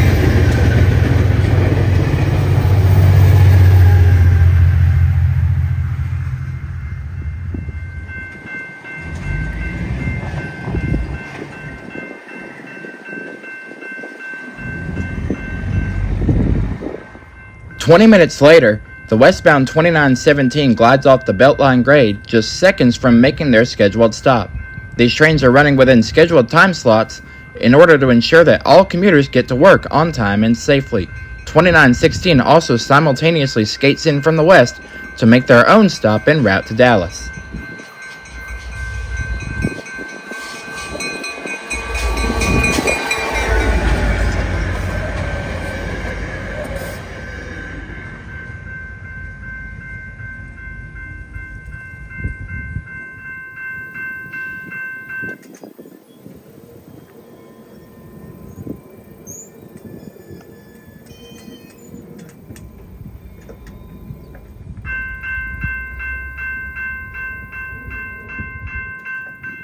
As the 2917 gets back underway westward, 2916 gets their signal lineup into downtown Irving with their few commuters aboard. As of May 2025, ridership at West Irving was the lowest of all 10 stations, with an average of just 202 weekday riders. Though this is still a relatively sizable average during the Monday through Friday work week, it is still noticeably lower than all of the other stations on the line.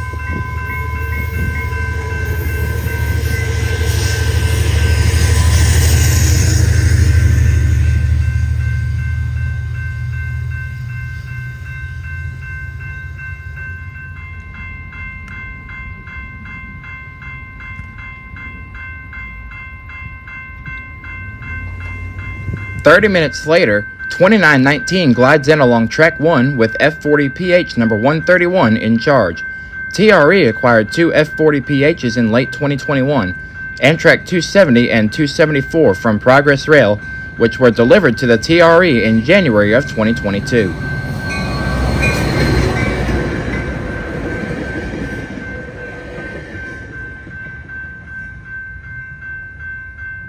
With the 2919 out of the way, 2918 glides eastward out of their station stop 2 minutes later on Track 2.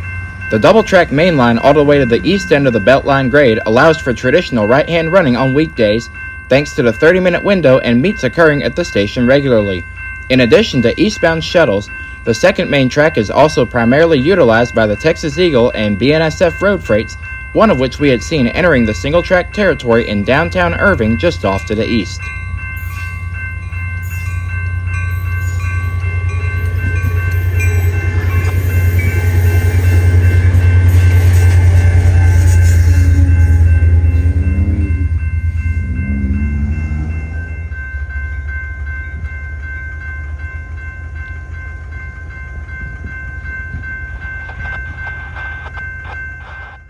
As we continue to follow the TRE westward, we will also scope several various locations on the southerly Union Pacific Dallas subdivision. Today's traffic here is comprised of primarily general mixed merchandise and hotshot intermodals to and from the west coast. Hauling under the early morning sun, this westbound stack train fresh out of Mesquite hustles through Grand Prairie en route to Los Angeles 1,500 miles away.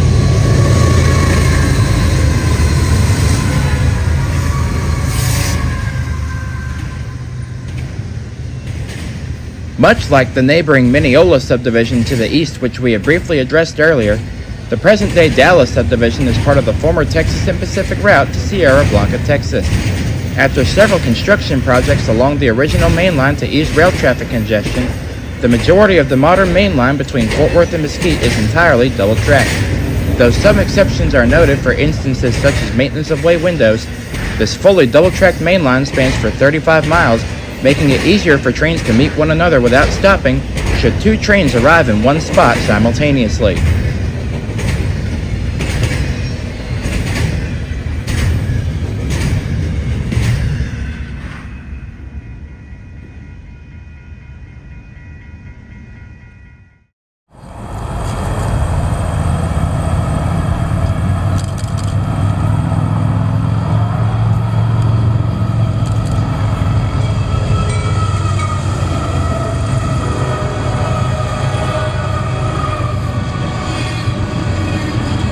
Back down on the southerly freight operations, we see these two intermodal hotshots blasting past the limits of Garrett Yard on the east side of Arlington. First up is the ZAILC, with a Norfolk Southern leader blasting over Main 1 towards Fort Worth, El Paso, Tucson, and eventually Los Angeles.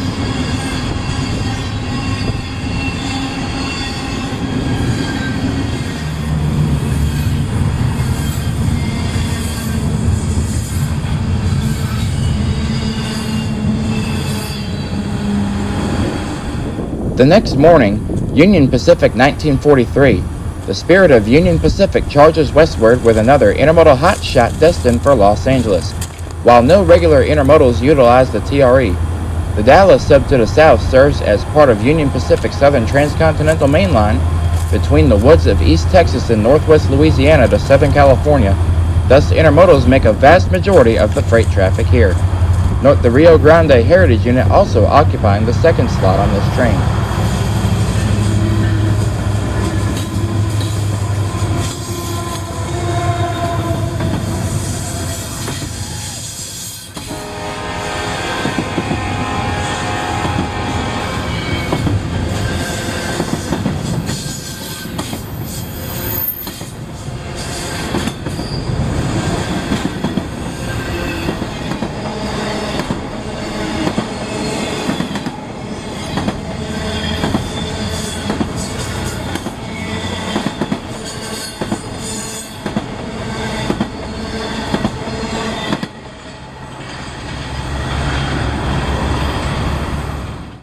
Though the Trinity Railway Express does not directly serve DFW Airport just off to the north, Centreport is the closest station on the route, thus providing additional bus service to the airport.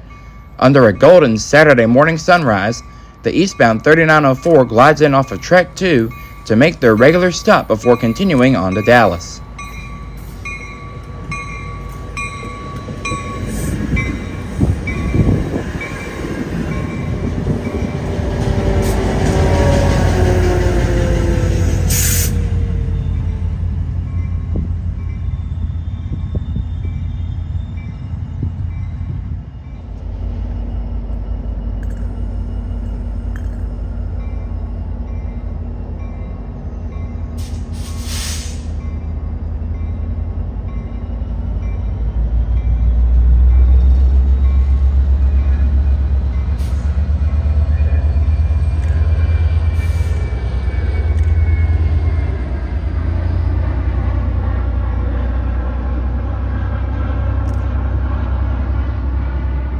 20 minutes later, 3907 glides into their station stop to the classic sound of Bombardier bi-level brake squeal, picking up commuters beginning a weekend day of work in the offices in downtown Fort Worth.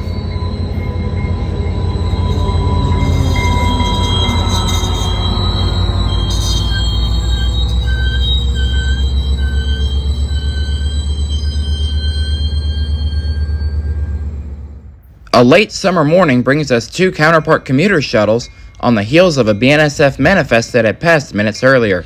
3915 was first in line, with the westbound Texas Eagle hot on its heels.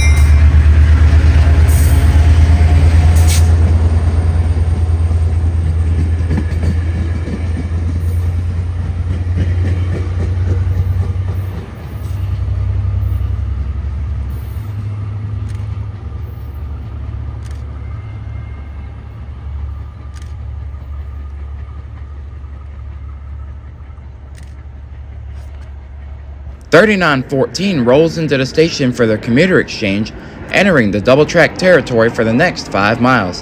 The double-track stretch between Centreport and downtown Irving was completed in sections. The double-track Beltline grade to the east was completed in the early 2010s, while the connection between Centreport and West Irving wasn't completed until 2018. Though with the completion of double-tracking this segment of the line, more breathing room for multi-train meets during the week was enabled at stations such as Medical Market Center and West Irving to the east, as well as Bell off to the west.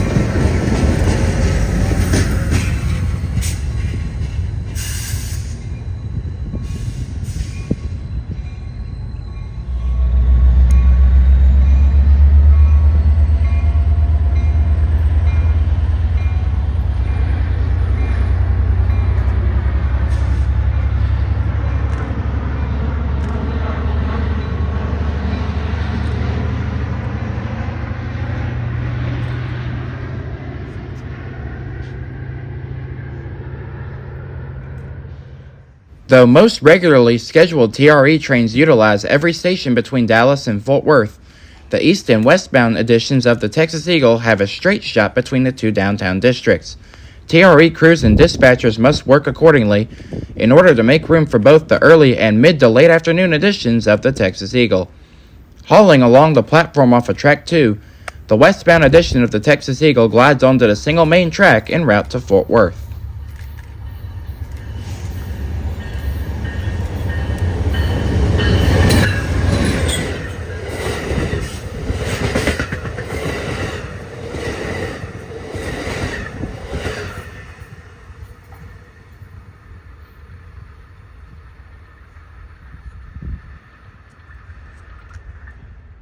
While quite a bit of the railroad has been double-tracked since its inception in 1996, several miles remain with only a single set of rails. For the railroad pressing several dozen trains daily, it is quite the headache, especially on weekdays, to maneuver both commuter and freight trains alike around one another. As we will see a short way further down the line, a common solution on the western half of the line is to hold eastbound trains long enough to allow for their westbound counterparts to scoot by. Though this is not usually an issue at Centreport, regular commuter shuttles will usually take precedence over road freights in such instances.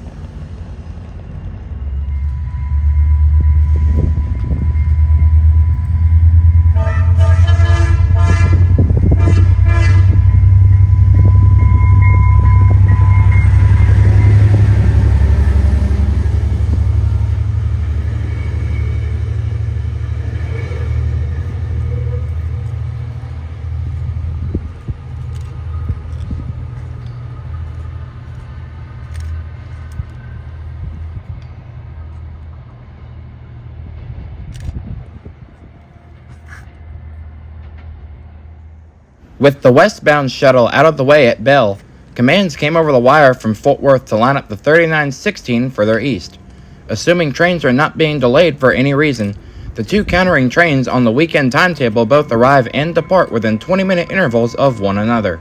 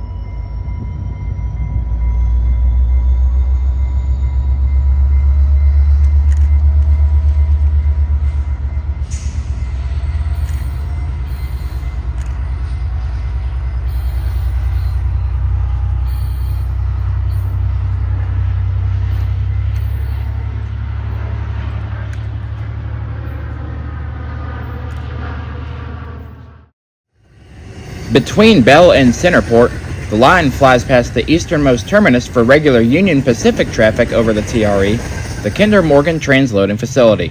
On a rainy December afternoon, counterpart trains 3915 and 3914 blast by the cameras maintaining track speed before their regular stops at Bell and Centreport, while Union Pacific Light Power sits idle behind the fence awaiting to pull out for their overnight weekend run.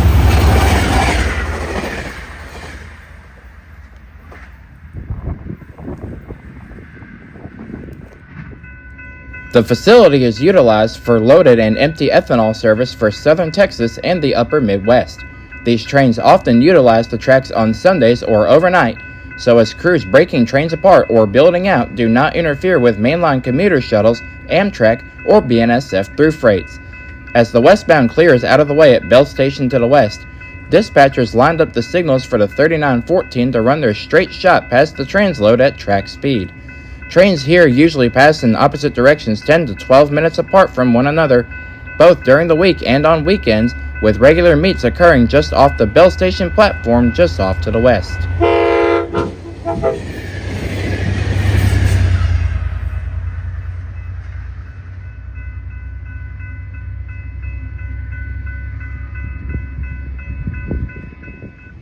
A vibrant early morning found us in the middle of the morning weekday rush.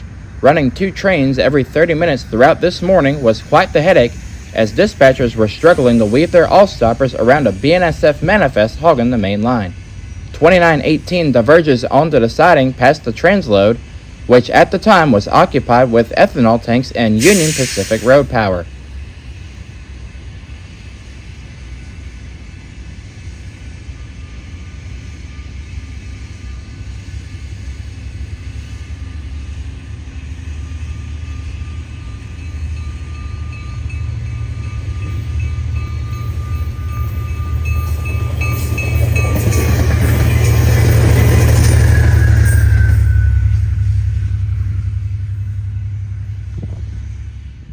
With the manifest ahead now out of the way, 2919 was given a clear signal through nearby CP Tarrant as dispatchers continue to struggle weaving the BNSF out of the way of scheduled all-stop commuter traffic.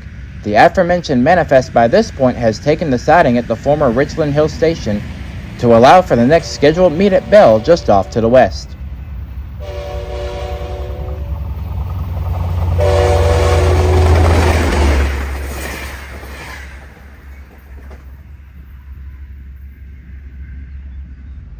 "30 minutes later, 2921 rips by at track speed, and the all-stoppers can resume their regular mainline running with the BNSF now entirely out of the way.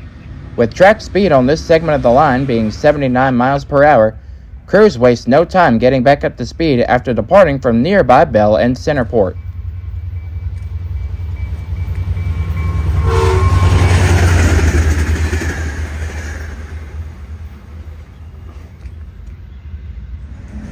The first eastbound train to not utilize every stop during weekday mornings is the 2122, which makes all stops from Texas and Pacific Station to Centreport before returning to Tex Yard. 2122 is one of just two morning trains to only utilize the 5 western stops on the route, with 2126 being the second such train which follows the same routine an hour later. Milepost 625.8.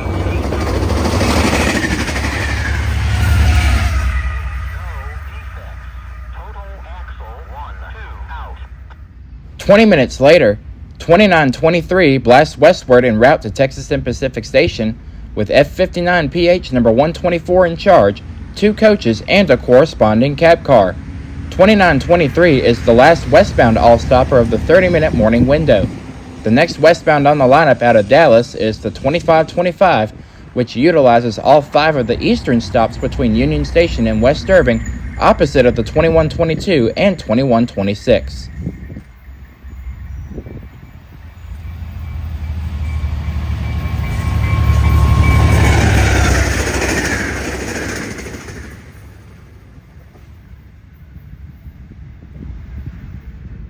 The last eastbound all-stopper of the morning rush is the 2924, which we see blasting by the transload at track speed. Though we would not see the train on this day, 2126 is the last eastbound in the 30-minute window, before the weekday timetable goes back down to just 2 trains per every 60 minutes.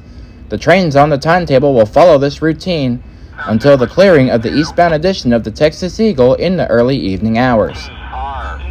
Detector, milepost 625.8. No defects. Total axle 1. The weekday morning rush was coming to a close as this Dart Stadler set was running tests along the western half of the line. These Stadler sets will serve the new Dart Silver Line between DFW Airport and Shiloh Road in Plano.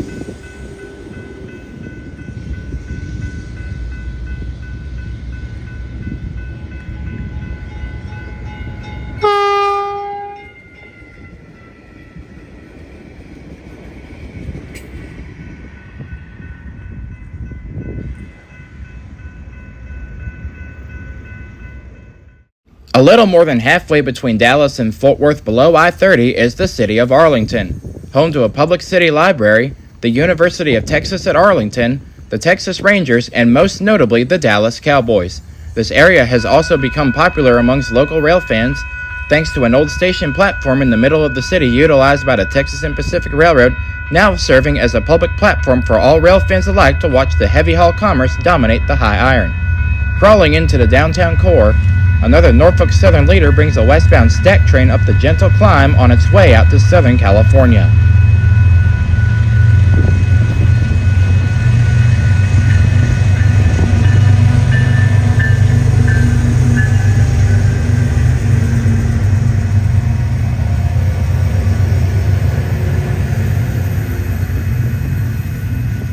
Thanks to this busy main line being entirely double-tracked through the Dallas-Fort Worth metropolitan area, the multitude of main tracks allows for trains such as this one to do what is commonly known as right-hand running. In simpler terms, think of it as your average interstate highway or residential street. Westbound trains would traditionally utilize the northernmost track, while eastbounds would traditionally utilize the southernmost track.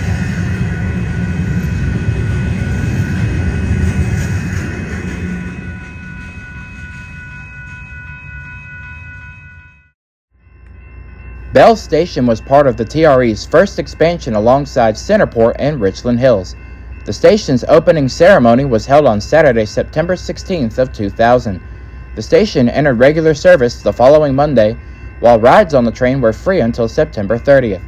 Due to the station's proximity to the city limits, Hearst agreed to contribute $145,000 to TRE annually for the first 5 years of operation. As the golden morning sunrise beams off the red, white, and blue outer steel structure, an inbound 3906 glides to a stop for their passenger exchange before continuing further east to downtown Dallas.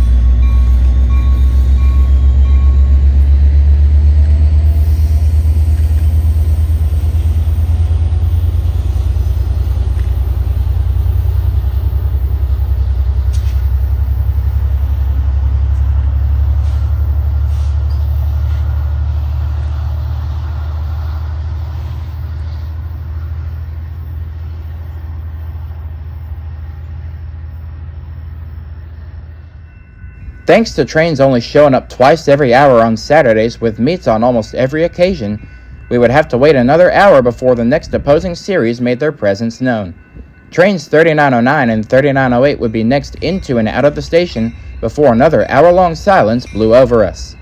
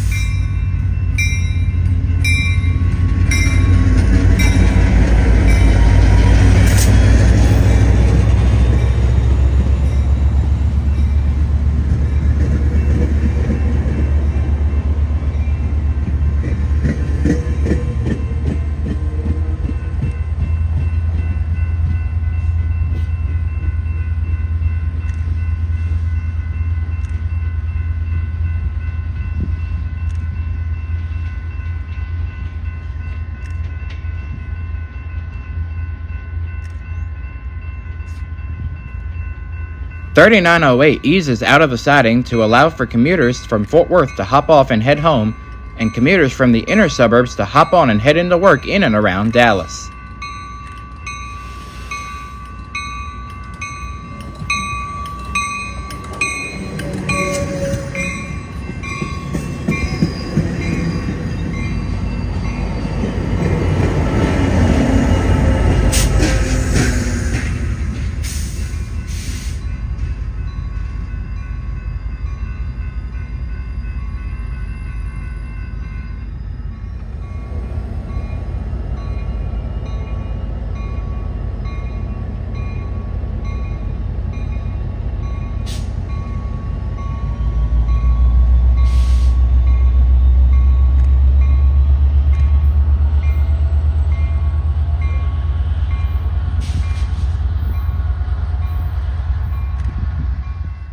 The hour-long silence was broken as westbound 3911 and eastbound 3910 came into view from opposite directions under a vibrant mid-morning sunshine.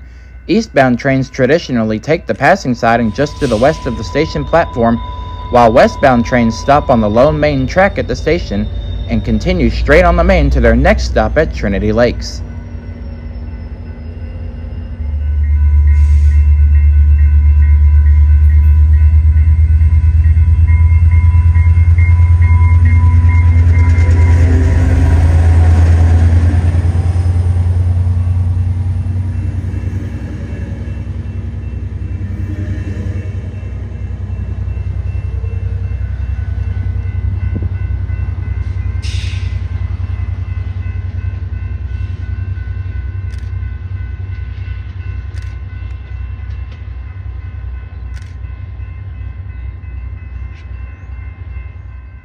"3910 is next to ease into their regular stop to allow for overnight workers to head home and daytime commuters to shuttle towards Dallas and the surrounding suburbs. All daylight weekend shuttles utilize every station on the route to allow for weekend workers to go in and out of work, and also to allow people with the day off to ride at their own will and also attend sporting events, concerts, and local attractions without the hustle and bustle of interstate highway traffic."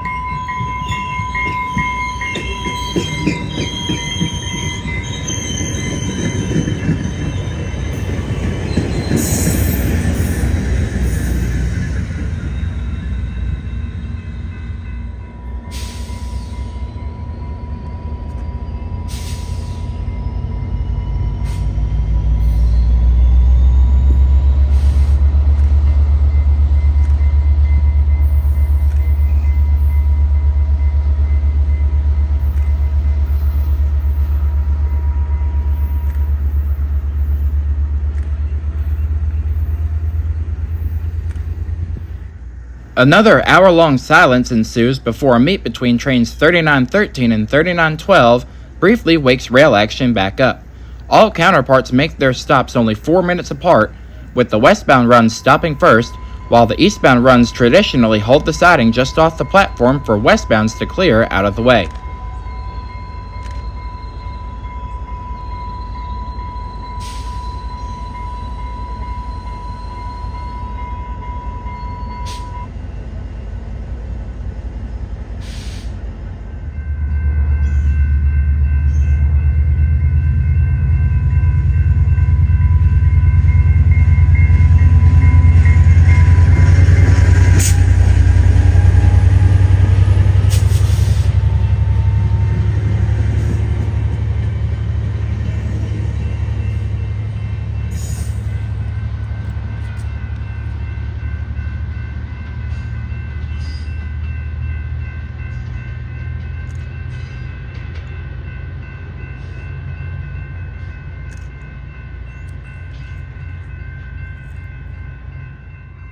With the 3913 out of the way, 3912 glides out of the siding to make their scheduled stop. This would be the last all-stopper of this Saturday morning before an eastbound manifest would follow from behind. Dispatchers must now allow for safe distance between the all-stopper and the fast-approaching BNSF from the west hot on their heels.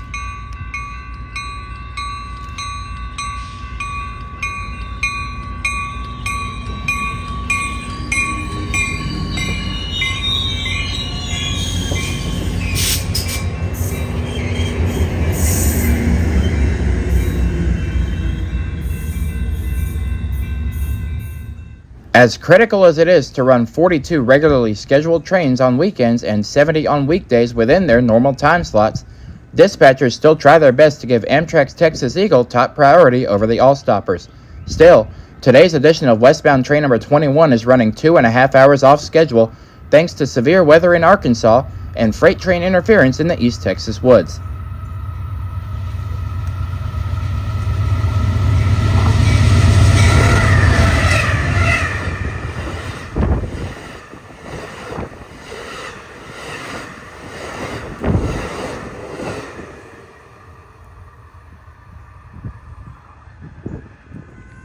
A little over an hour later, with the afternoon sunlight against us, the eastbound edition of the Texas Eagle blasts along the platform at track speed.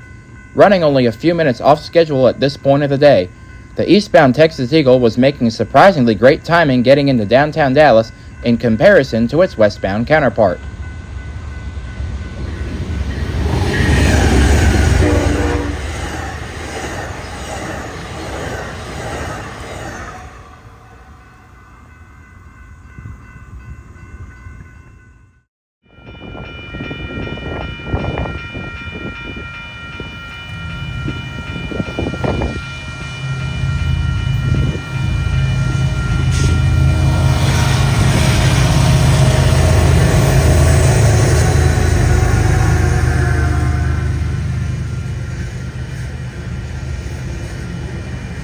At Handley Drive, this Autorack intermodal combination heads west through the housing subdivisions of East Fort Worth. Running on rather solid time after spending most of the morning in the East Texas woods, these Autoracks and double stacks are destined to terminate at Santa Teresa, New Mexico, before a separate train originating out of Santa Teresa carries the stacks the rest of the way to Long Beach.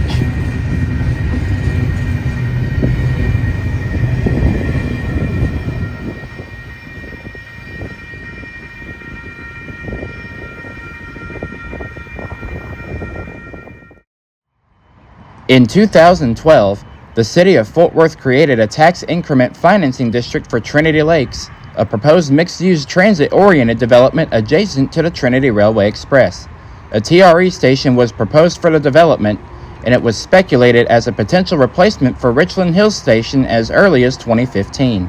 Formal plans for a station at Trinity Lakes began in 2018, with Richland Hills initially slated for closure in 2020.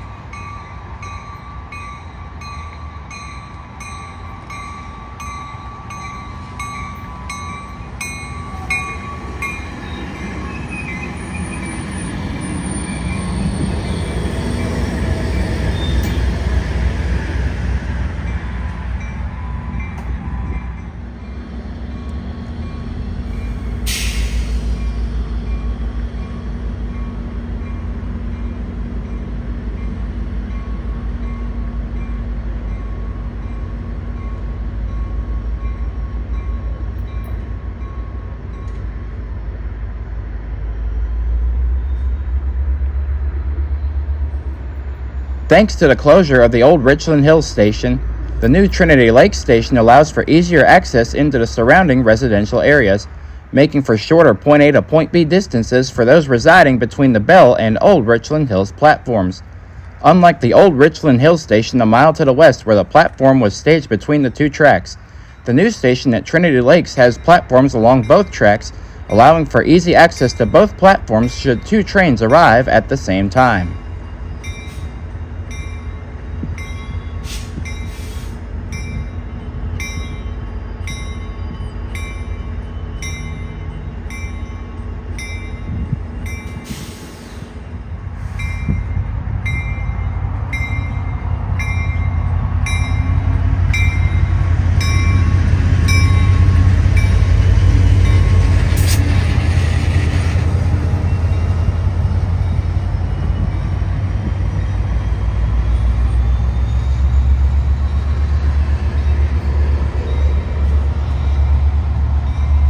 The decision to close Richland Hills Station was also due in part to the city of Richland Hills choosing to discontinue public transport services with Trinity Metro. Regardless, the location of the station was also selected in part due to its proximity to Richland Hills. Following delays, construction on the Trinity Lake Station began in February of 2023, with Trinity Railway Express implementing temporary service changes on February 13, 2023, and Trinity Metro on its Route 23 on February 27, 2023, in order to accommodate for the construction. Construction on the station, which was entirely federally funded, cost $26.7 million, which sits atop the site of a former sand and gravel mine. Richland Hills Station would close on February 17, 2024, 2 days before the opening of Trinity Lake Station, which opened on February 19, 2024.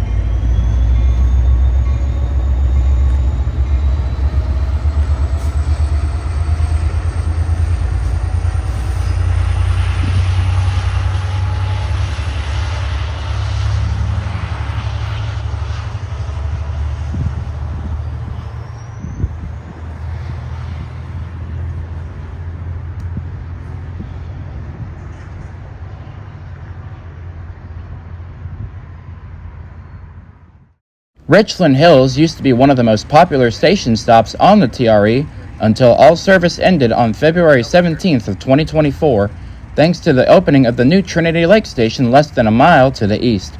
The station opened on September 16th of 2000 with a parade, an opening ceremony, and an inaugural train. The Bell and Centreport stations opened on the same day, all three entering regular service 2 days later. The Richland Hills Station served as the western terminus of the TRE until its extension into downtown Fort Worth on December 3rd of 2001.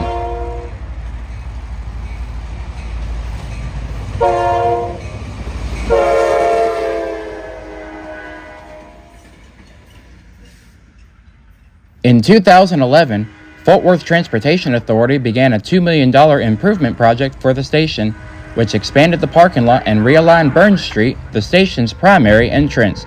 This created a pocket of undeveloped land for a future transit-oriented development project, though no development ever occurred. In November of 2016, Richland Hills held a citywide referendum on its membership in FWTA. The vote, which was the fourth on FWTA membership in the city's history, resulted in the city leaving the FWTA. FWTA's bus and paratransit services in Richland Hills ceased, though Richland Hills Station remained open, as most of the commuters using the station were not Richland Hills residents. Summiting the eastward climb out of Fort Worth, this loaded-down BNSF rock shuttle skates along the abandoned station platform en route to Irving. While it is generally more difficult to maneuver freight trains during the 30-minute weekday window, dispatchers on this hot summer morning were able to flex their muscles enough to keep both the regular commuter shuttles and heavy-haul freights moving rather efficiently.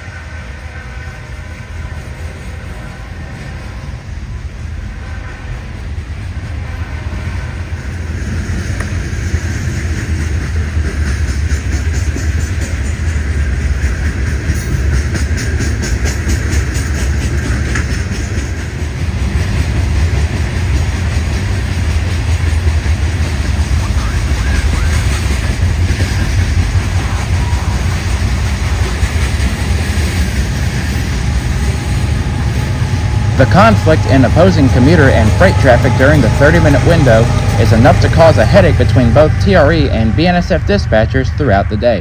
However, with plenty of room to run thanks to the westbound commuter shuttle taking the siding, dispatchers will happily take this bulk unit train off their hands. While the TRE to the north sees daily Amtrak intercity service, the southerly Union Pacific Dallas sub as of recent years has not been so lucky. Before the construction and inception of the TRE, Amtrak's Texas Eagle ran between Dallas and Fort Worth via Union Pacific trackage so as to not interfere with ongoing construction. However, in the mid-2010s, Amtrak elected to shift the route to the Trinity Railway Express line to run between Dallas and Fort Worth with easier and more direct access into Fort Worth. Today, the line's namesake trains are instead the hotshot intermodals like this one that dominate the high iron to and from the West Coast.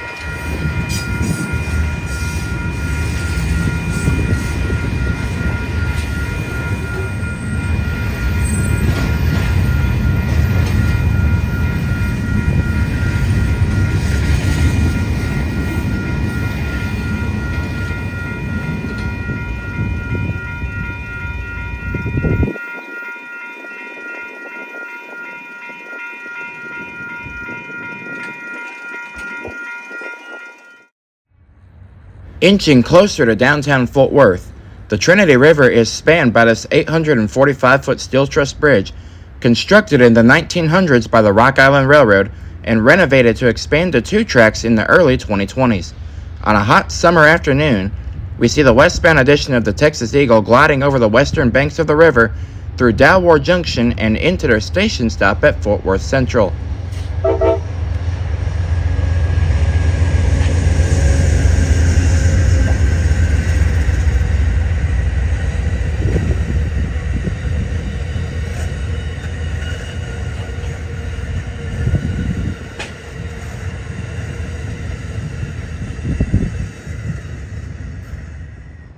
On a bright weekend morning, we would venture back out to the river for some early morning commuter action. The Fort Worth to Irving portion of the line is typically occupied by solely commuter trains, particularly on weekdays, with anywhere between 2 and 4 trains running over the river every hour. Under a vibrant golden morning sunrise, train number 3907 glides over the river and into the regularly scheduled 7:43 stop at Fort Worth Central.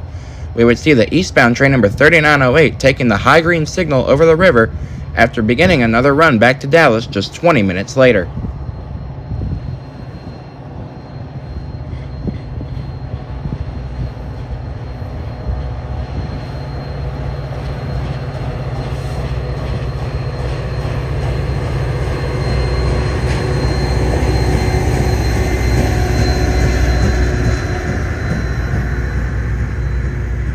Though difficult to pinpoint with the naked eye, Union Pacific's Dallas subdivision can be seen behind the distant tree line and I-30.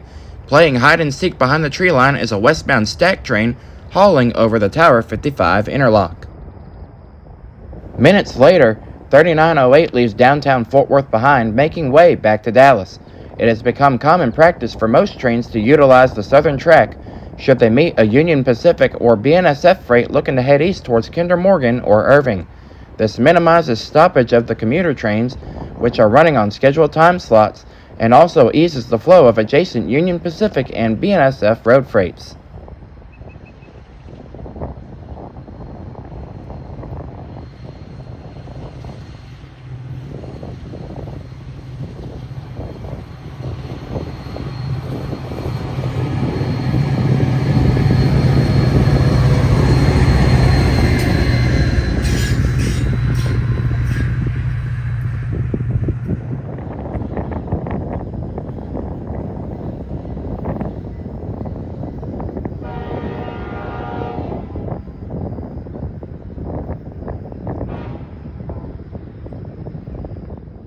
With the signals lined up by the dispatchers once again, the westbound 3909 eases over the river and into downtown Fort Worth.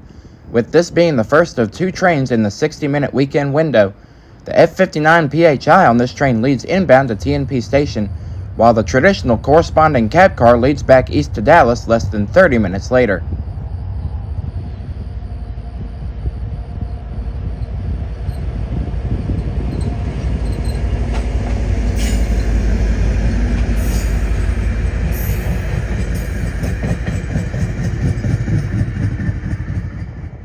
While waiting on the next eastbound commuter counterpart, a Union Pacific local with a trio of SD40N sneaks into view behind I-35, undoubtedly heading up to nearby Peach Street Yard on the Duncan subdivision.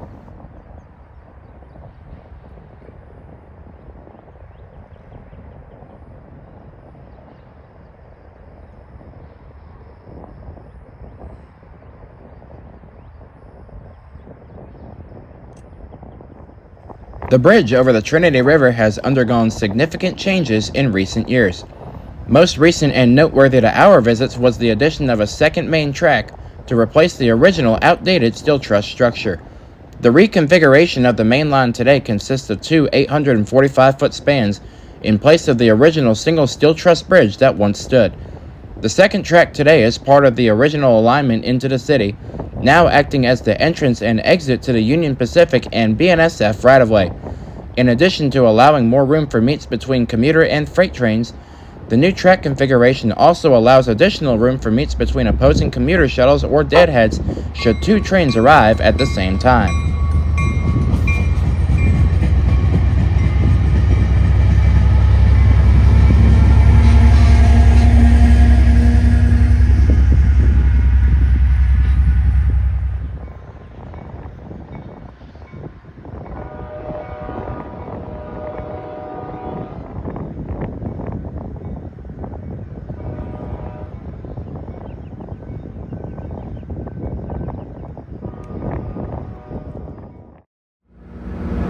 Fort Worth Central sits less than a mile to the north of the neighboring Texas and Pacific Station and was once an intermodal transportation center until 2013. It is also the busiest Amtrak station in Texas, with an annual ridership of 107,566 passengers as of the 2023 full-year metrics, thanks to the intercity service between the daily Heartland Flyer and Texas Eagle trains.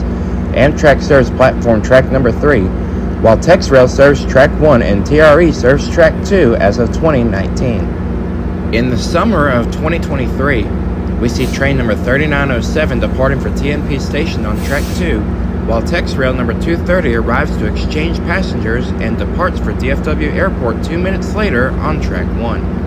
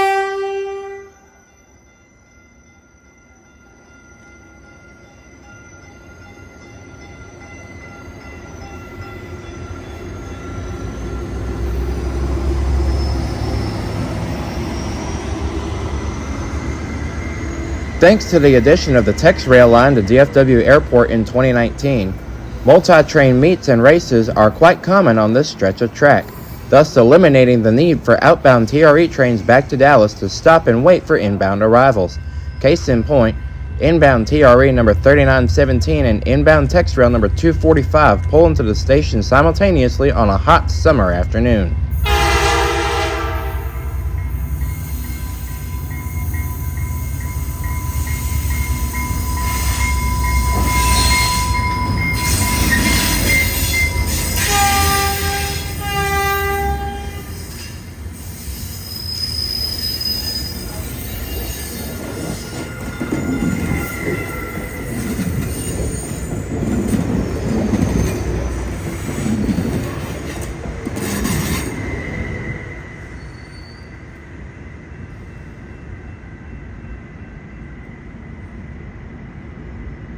With overcast skies lingering throughout the day, the northbound Texas Eagle glides into the station to the classic sound of Superliner brake squeal on Track 3 as the rear of a loaded down Union Pacific coal drag clears the Tower 55 interlock.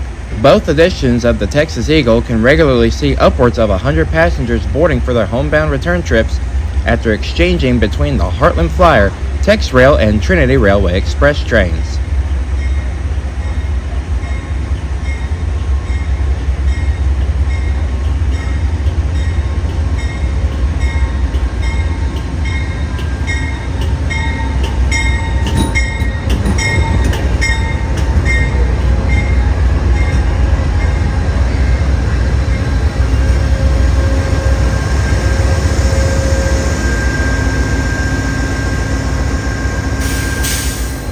A light rain shower lingers on this muggy July Saturday morning as Tex Rail 241 glides into the station alongside TRE 3915 with F40PH number 130 in charge. Another meet occurs along the station platforms with no opportunity to transfer in between trains. Though once both depart for nearby TNP, commuters will have a 7 to 8 minute window to do so if necessary.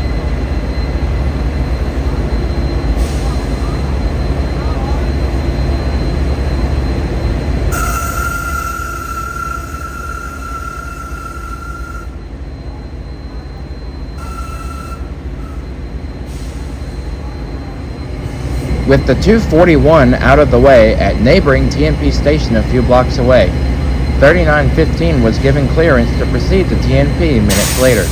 Riders at TNP will exchange to and from both trains, with both trains having an 8 to 10 minute holding period before returning to DFW Airport via Tex Rail and Union Station via the TRE.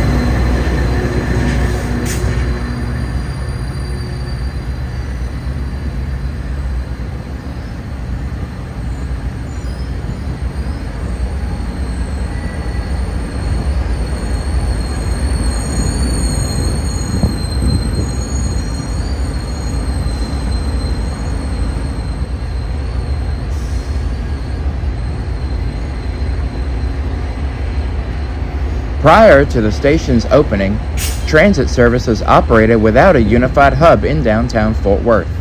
Local buses, then branded as the T, converged at a transit mall along Houston Street and Throckmorton Street, while Amtrak and Greyhound lines served the Gulf Colorado and Santa Fe Railroad passenger station on Jones Street.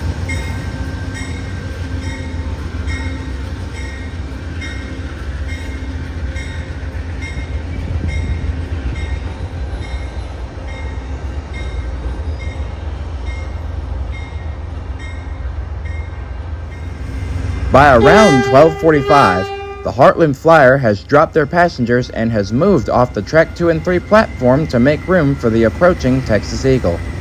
Making another eastward trip to DFW Airport minutes after the Flyer cleared the station, Tex Rail 242 arrives on Track 1 for roughly 1 minute to pick up commuters for the shuttle toward the inner suburbs and the airport.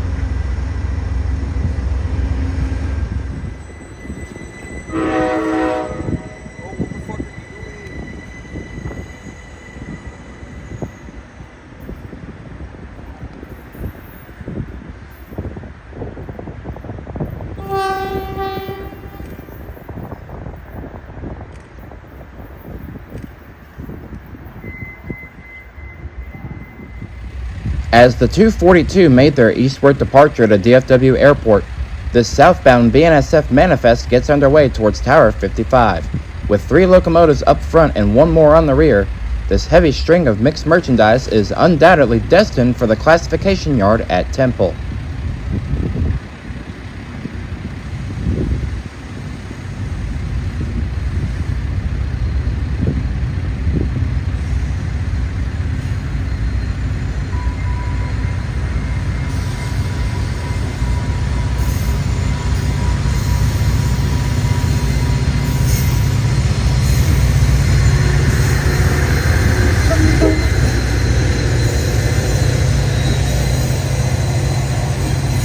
In the 1990s, city leaders planned to create a unified transportation hub with the goal of encouraging train and bus usage, which would reduce pollution and traffic congestion.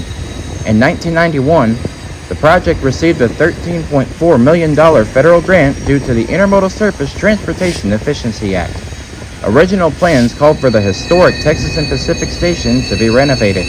However, the city ultimately decided to build a new station at the corner of 9th and Jones, named Fort Worth Intermodal Transportation Center, abbreviated as Fort Worth ITC. This new location was selected because it was closer to both the central business district and local attractions such as Sundance Square.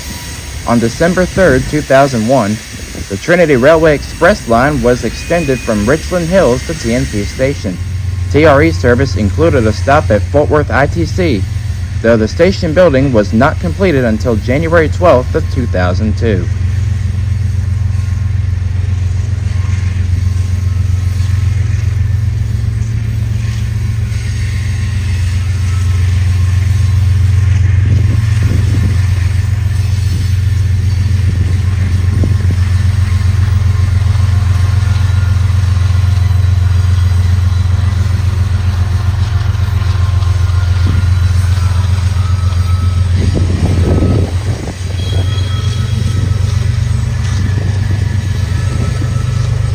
Only 10 minutes later, and the kids on the platform were excited again as the westbound edition of the Texas Eagle glides through the opening of the Trinity Metro headquarters building, pulling past the main platform to unload and exchange passengers fresh upon arrival.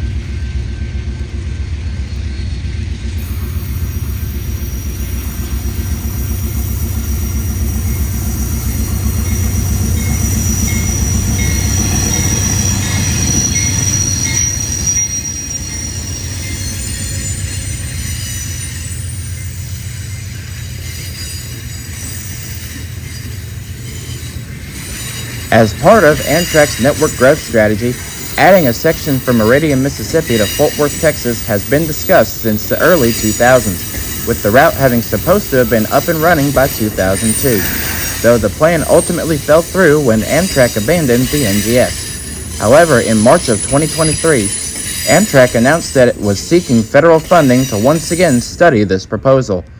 Due to Kansas City Southern's continued opposition to hosting this train on the Meridian Speedway, the study was dependent on a proposed merger between the KCS and Canadian Pacific being approved by the United States Surface Transportation Board. This merger was approved on March 15, 2023, and officially went into effect on April 14, 2023, allowing the proposal to move forward.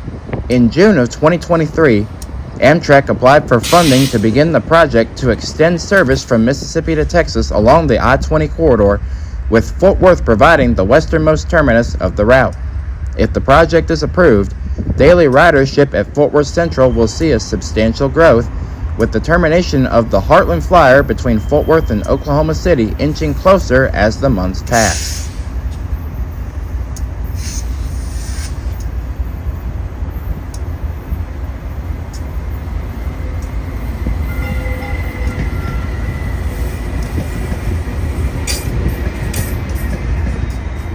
During the afternoon hours on this muggy July Saturday, BNSF and Union Pacific dispatchers found themselves in quite the bottleneck. This started with 4 north-southerly Union Pacific trains all waiting their turn through Tower 55, along with an additional 4 BNSF trains from both ends. Though Union Pacific was able to move through with relative ease, BNSF on the other hand would struggle rather mightily. While others continued to hold and work closer to the tower, the first train to get back on the move through the city is an empty BNSF sand train destined for nearby Saginaw.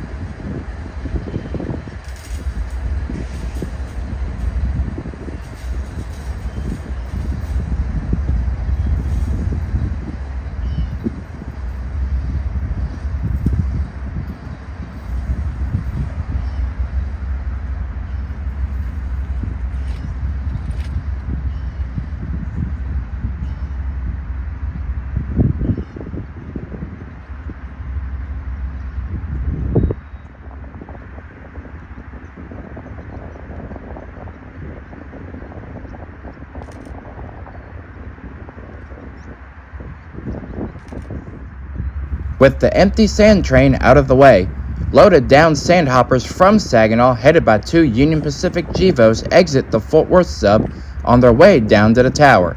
Union Pacific operates locally around Saginaw via BNSF, hence a set of UP motors often sits idle in the BNSF yard alongside Business Highway 287.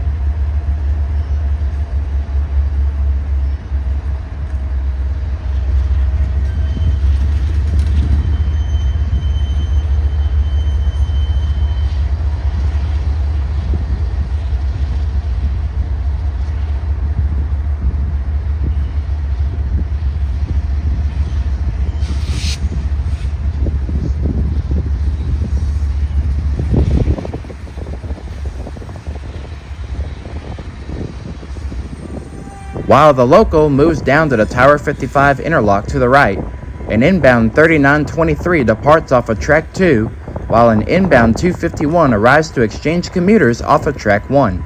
These 2 trains will meet again at TNP Station just a few blocks away, thus offering the opportunity to exchange between both trains that was narrowly missed at Fort Worth Central.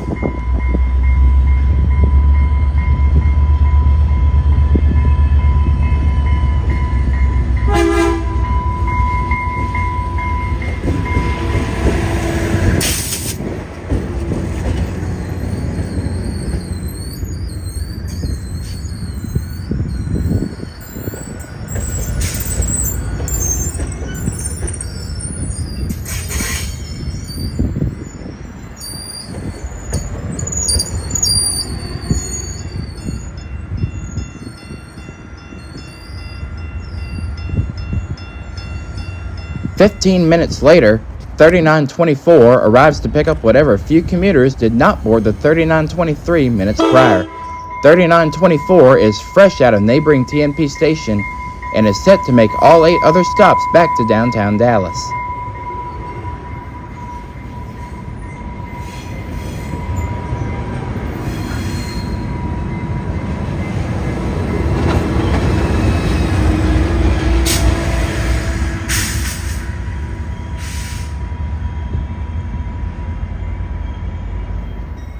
With evening passengers beginning to crowd up on the Track 3 platform, the northbound edition of the Heartland Flyer pulls forward to allow for these passengers to hop on board for their homebound return trips to Oklahoma City.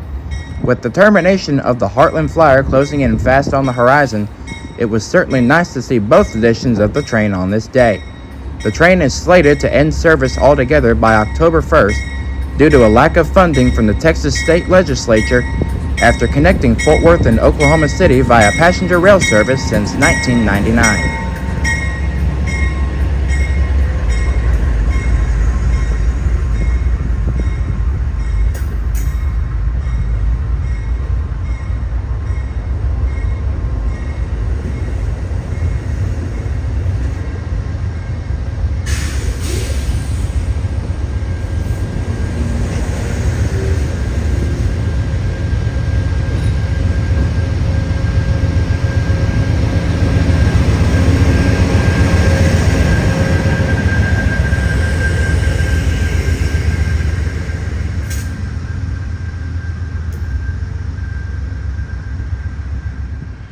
The mainline bottleneck back on the freight side of the railroad would only continue before we briefly left for dinner and came back. With the Union Pacific manifest having turned off the Choctaw sub towards Davidson Yard, things earlier in the day compared to now were running rather smoothly. However, the manifest was forced to hold with the rear still blocking the BNSF diamond due to max capacity at Davidson, thus causing BNSF traffic in both directions to back up further, and also further delaying the already 6-hour late Texas Eagle. Blame for this is not just on the dispatchers, however, as they are running well outside of their scheduled time slot, largely due to historic flash flooding in south central Texas.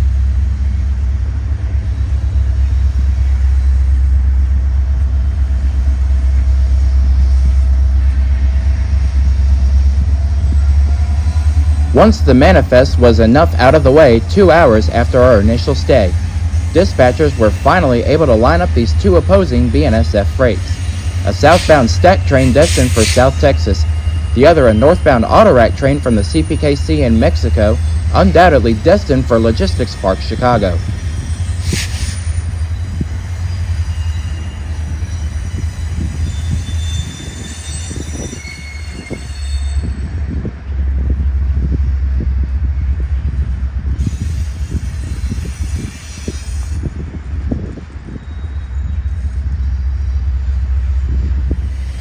As the stack train crawls along Main 2 in the background, the aforementioned autoracks work northward with a pair of Kansas City Southern GE locomotives taking charge. This train originates in Mexico as CPKC 787 to Robstown, Texas, before being handed off to the BNSF the rest of the way towards the outskirts of Chicagoland.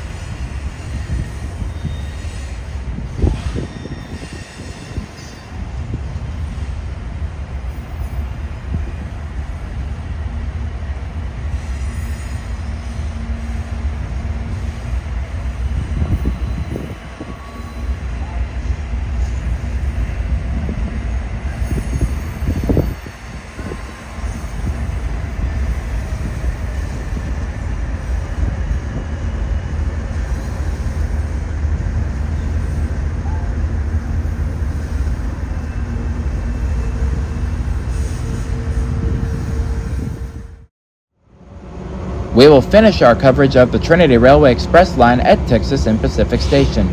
The station standing here today opened on October 25, 1931, as a replacement for a previous station owned by the Texas and Pacific Railroad, and was designed in the zigzag modern art decoration style, which was very popular at the time. The opulent lobby features marble floors, metal inlaid panel ceilings, and nickel and brass fixtures incorporating the zigzags and chevrons distinctive of the style. The terminal facilities also included the larger Texas and Pacific warehouse 1 block to the west, built in the same style as the station. The TNP warehouse remains vacant despite significant civic support and third-party developer interest.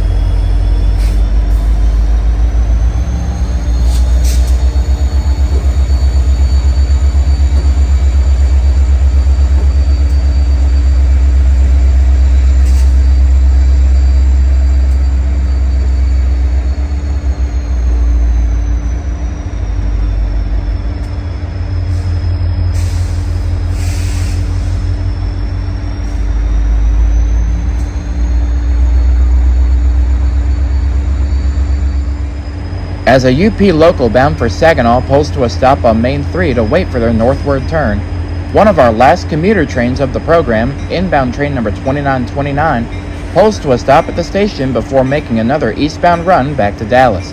Meanwhile, a low green signal on Dallas Sub Main 1 indicates an eastbound getting their lineup out of Davidson Yard from the Omaha dispatcher to cross over to track 2.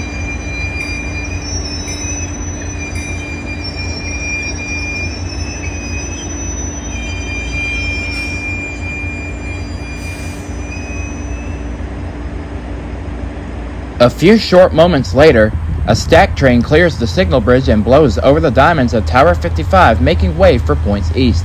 Comprised of all big box domestic shipping containers, they are destined for Marion, Arkansas, where they will be unloaded to be set out to stores and warehouses all around metropolitan Memphis.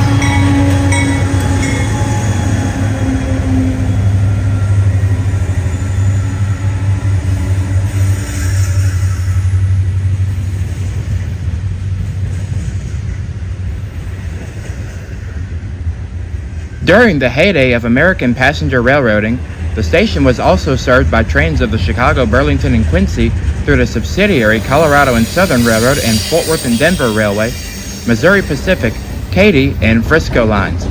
Other railroads such as the Santa Fe and Rock Island lines stopped at the nearby Gulf, Colorado and Santa Fe Railroad passenger station.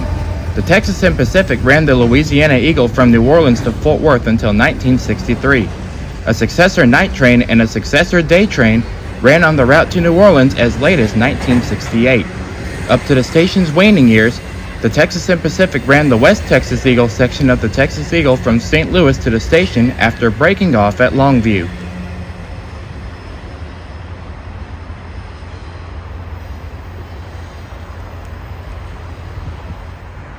A hot Saturday afternoon gives us this loaded down Union Pacific ethanol train immediately upon our arrival.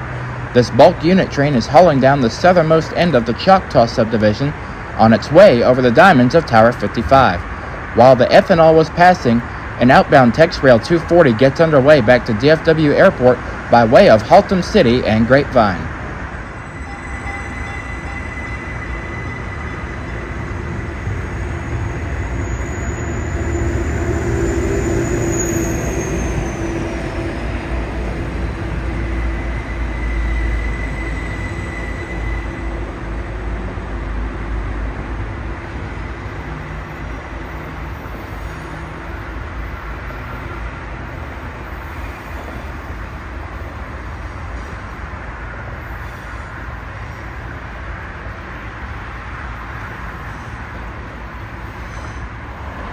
As the rear of the ethanol clears behind us, another all-stopper prepares to make a return trip back to Dallas alongside a Union Pacific stack train awaiting eastward clearance through Tower 55.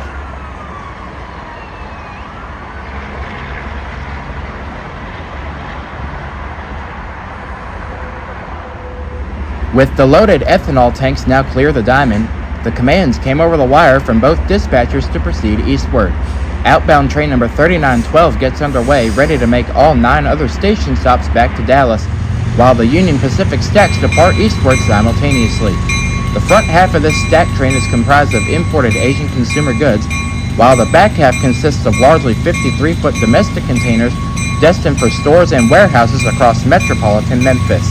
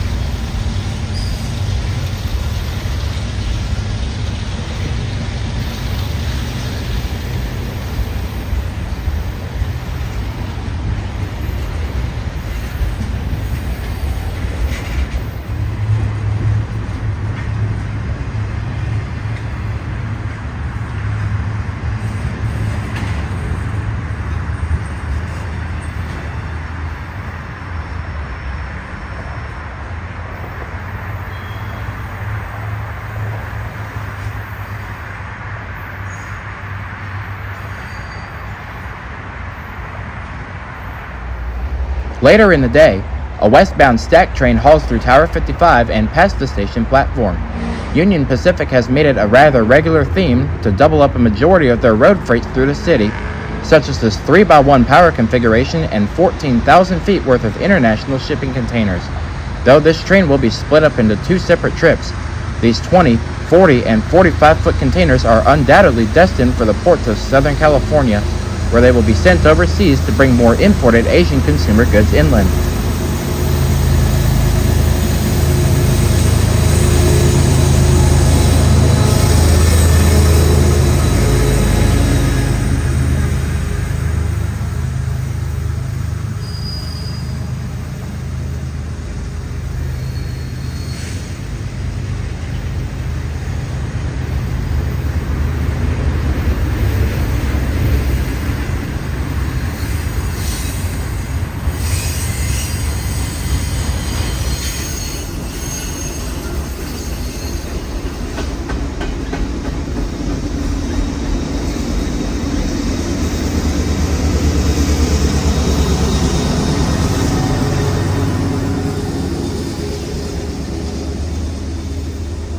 The station declined along with the rest of the Lancaster Avenue area when the elevated portion of Interstate 30 was built in 1958, effectively separating the area from downtown. The railroad vacated the terminal in 1967 when passenger service in Fort Worth ended. Dispatching offices remained on the third floor until November 1, 1981, and the Department of Housing and Urban Development became the exclusive tenant from the early 1980s until the late 1990s. The passenger area of the station, which had not been occupied by HUD and was virtually untouched since 1967, was restored to its former beauty in 1999 at a cost of $1.4 million. Passenger service resumed at Texas and Pacific Station on December 3, 2001 with the TRE's extension into Fort Worth.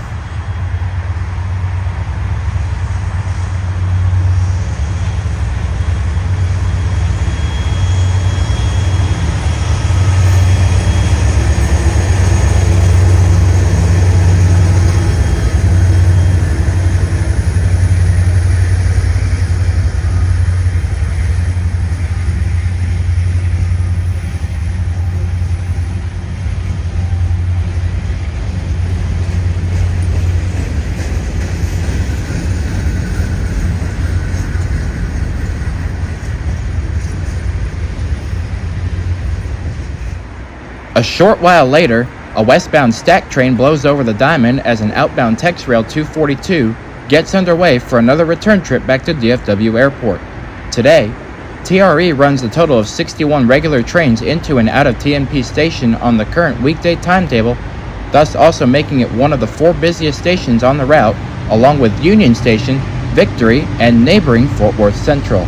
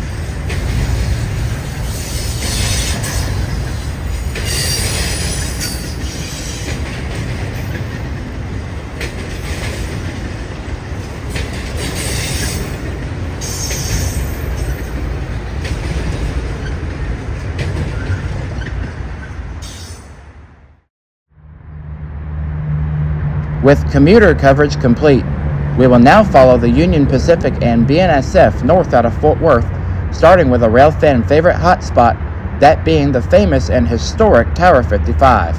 While the interlock sits just outside of the commuter district, any railfan would be remiss to visit Fort Worth without stopping at this historic railroad interlock, one of the most active interchanges in the country, pressing over 100 trains daily.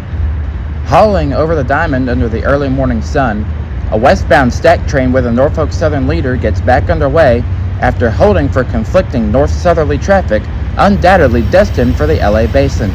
They were also holding behind another Z train, which we had seen immediately upon our arrival on this hot spring morning.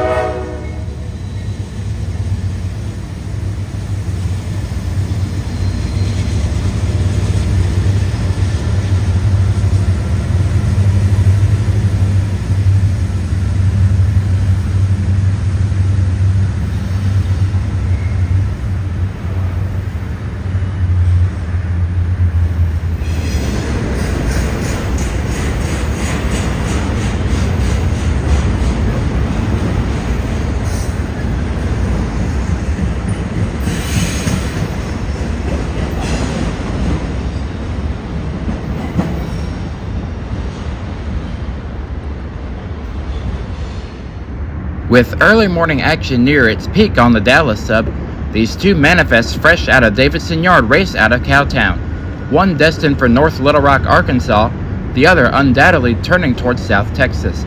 The multitude of main lines from multiple railroads make multi-train meets a very common theme here. Pressing easily 100 trains daily, Union Pacific and BNSF dispatchers alike always have their hands full moving heavy haul freights into, out of, and through the city.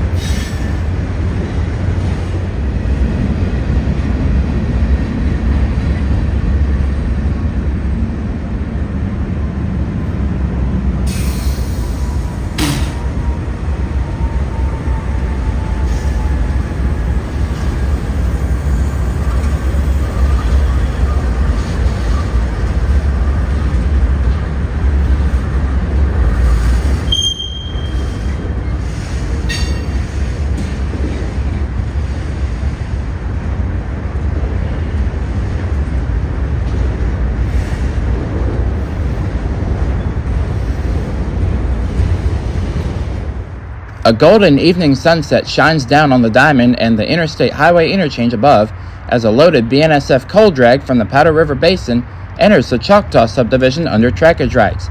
Union Pacific and BNSF both run north-southerly main lines between Fort Worth and various points along the Red River Valley with reciprocal trackage rights to reach Fort Worth.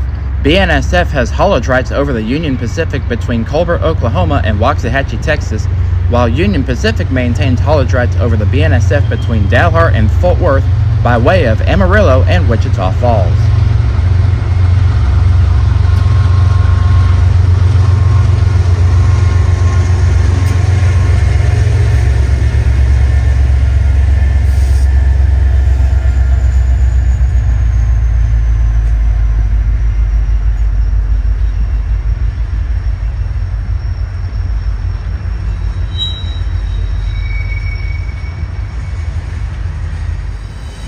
Though most trains in every direction typically run straight through the diamond, several turns to and from Davidson and Dallas are also noted, such as this intermodal manifest combination turning from north to east. This is the MLDDI from Laredo to Hutchins, Texas, turning off the Choctaw sub and east onto the Dallas sub towards Arlington, Dallas, and eventually Hutchins.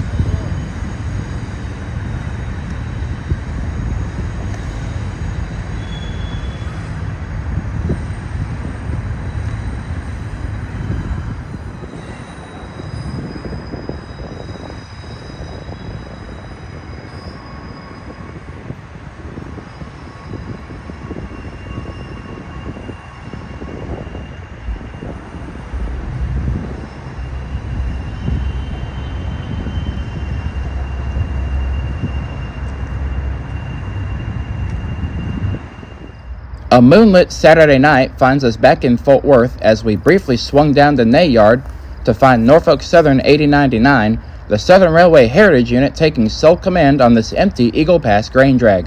With a fresh crew on board a short time later, the dispatcher gave the all-clear to proceed north through Tower 55. Though we were hopeful to see the train before sundown, this certainly beats not seeing it at all. With 8099 being another one of my personal favorites out of the Norfolk Southern Heritage Fleet, it was safe to cross another unit off the bucket list.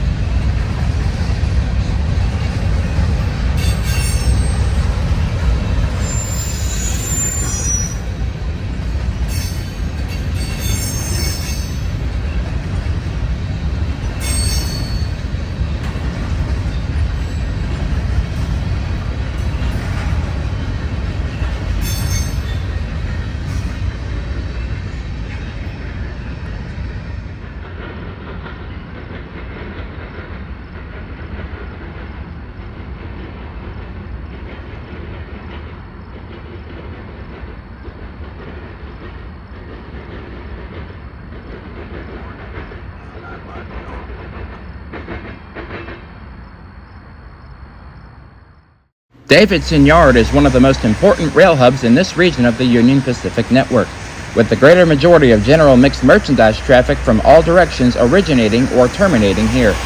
We see light power shuffling around the east end of the yard on a rainy summer morning with the same consist from an inbound manifest we had seen earlier at Saginaw.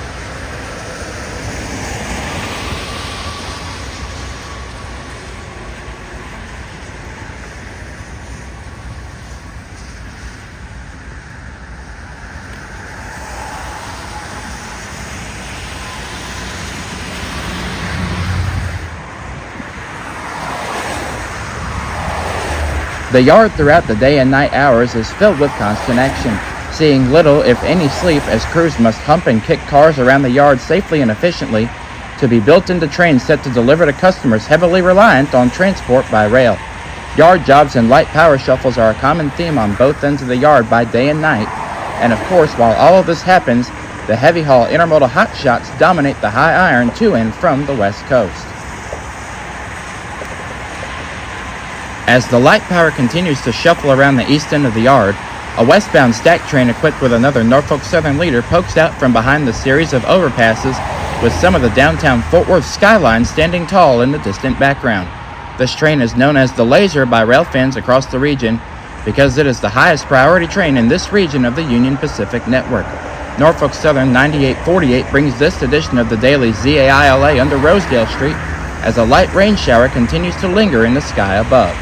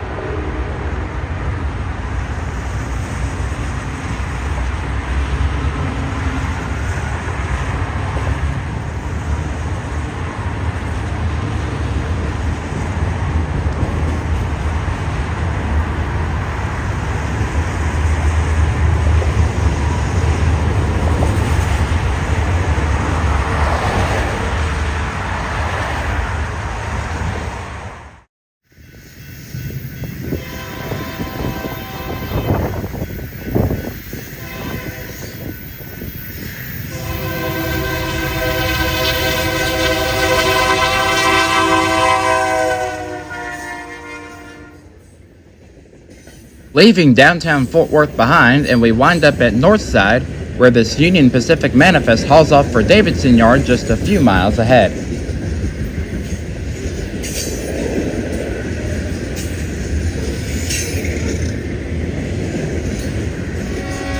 Hauling northward towards Wichita Falls and Amarillo a short while later is this empty BNSF coal drag. They are undoubtedly heading back to the Powder River Basin in Wyoming, where they will reload before once again shuttling back to South Texas.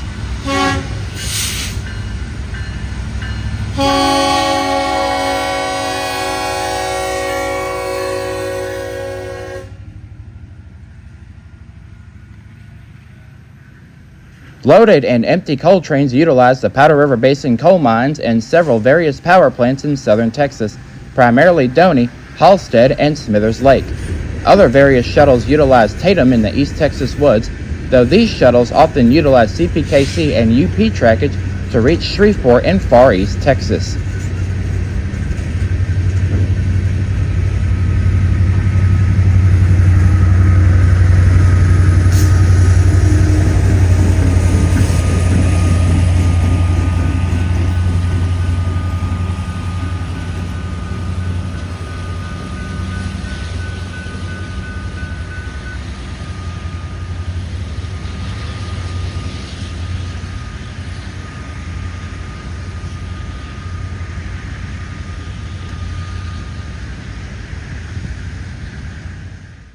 The Saginaw Chamber of Commerce lies smack in the middle of Saginaw and is one of the most popular railfan hotspots across DFW aside from Tower 55. The interlock here, otherwise known as Tower 29, consisted of a pair of diamonds and 3 main lines until the spring of 2023.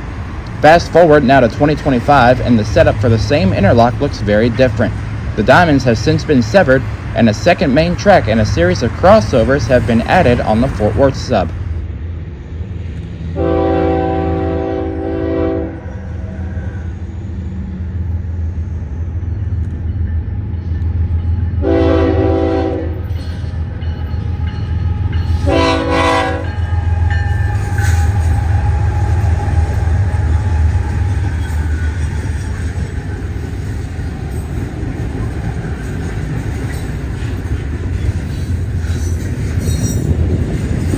Hauling over the original Main 1, this northbound stack train heads for Alliance for a crew swap before eventually continuing all the way up to Chicago. This train was implemented by BNSF in 2024 in an attempt to rival CPKC's cross-border intermodal service between Mexico and the Midwestern United States.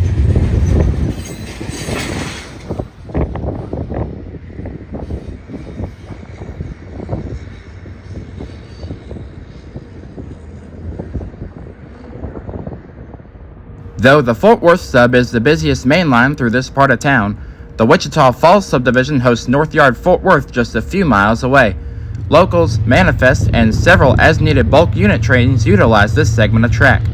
Fresh out of North Yard on a warm spring afternoon, this empty ethanol shuttle turns onto the Fort Worth sub en route to Kansas City, Lincoln, and eventually Aurora, Nebraska.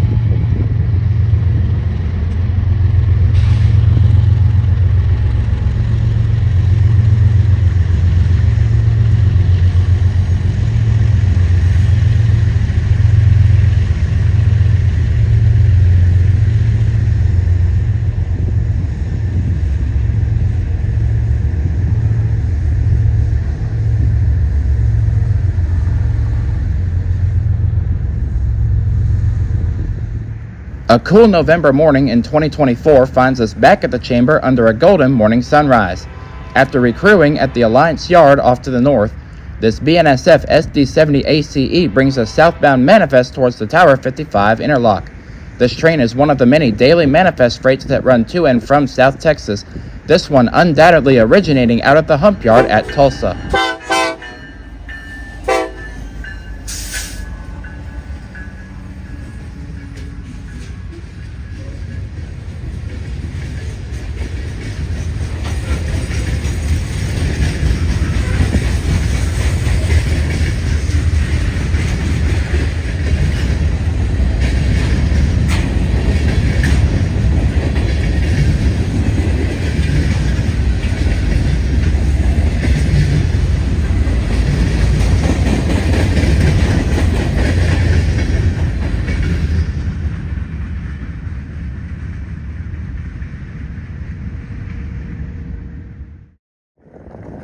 With so many trains utilizing the track resources, BNSF often struggles to move their trains through the area, with multiple main lines boasting double-digit trains daily. One common solution for them is to hold out lower priority trains, while those cut for more valuable cloth get their crews and signals much more easily. At Bailey-Boswell Road on the Fort Worth sub, the dispatcher has planned a four-way meet with a road local, the southbound Heartland Flyer, and two opposing California stack trains. With this railroad working at near capacity, the dispatchers must often flex their creative muscles to keep rail traffic flowing smoothly.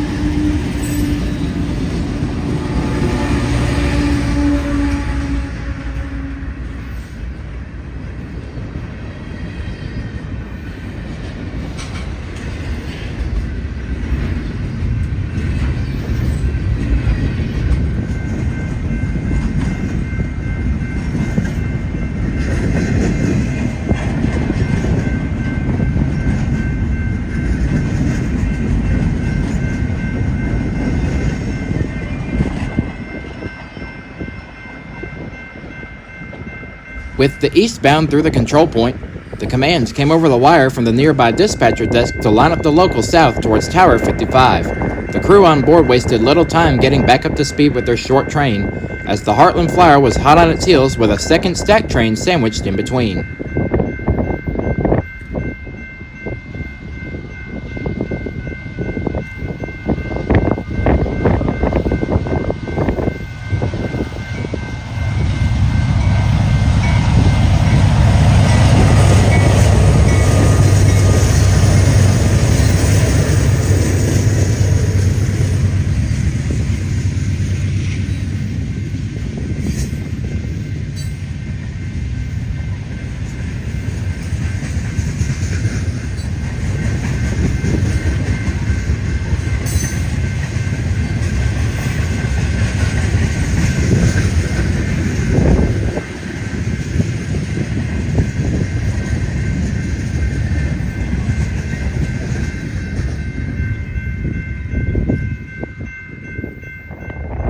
With the local out of the way and the Heartland Flyer closing fast, these international shipping containers fresh out of the Alliance Yard are undoubtedly destined for the other end of the country. While most of these port stacks run to and from Long Beach, a few exceptions are noted, such as these Oakland-bound containers destined for export via the Pacific Ocean 1,700 miles away.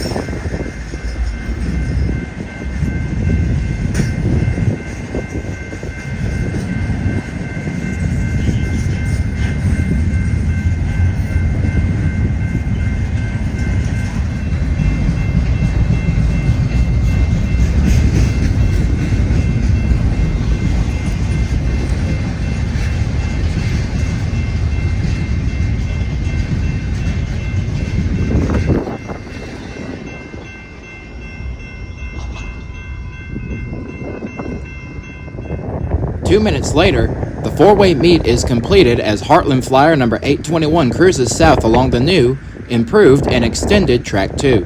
The Heartland Flyer is usually one of the first afternoon trains through Saginaw into Fort Worth, though it often causes a bottleneck for opposing freight traffic as both freight and intercity Amtrak crews try to meet their scheduled time slots.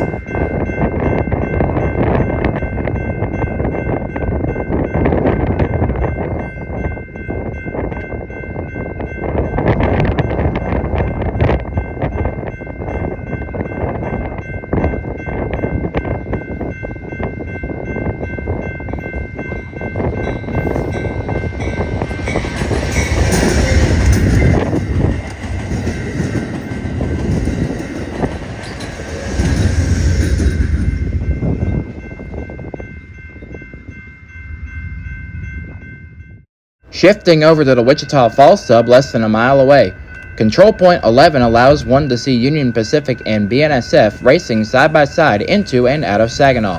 With BNSF stacks taking the spotlight for the majority of rail traffic here, CP11 is another rather active spot despite not boasting anywhere near the traffic levels of Tower 55 or the nearby Saginaw Chamber of Commerce.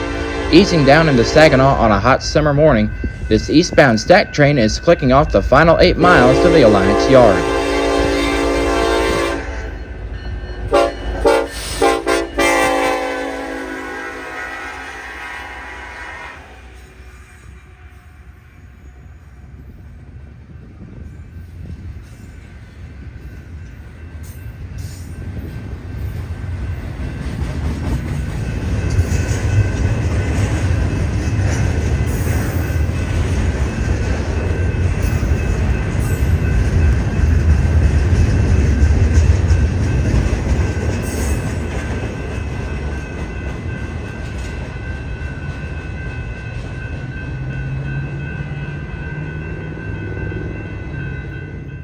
Later in the day, a westbound stack train rounds the Y fresh out of the Alliance Yard and destined for the other end of the country.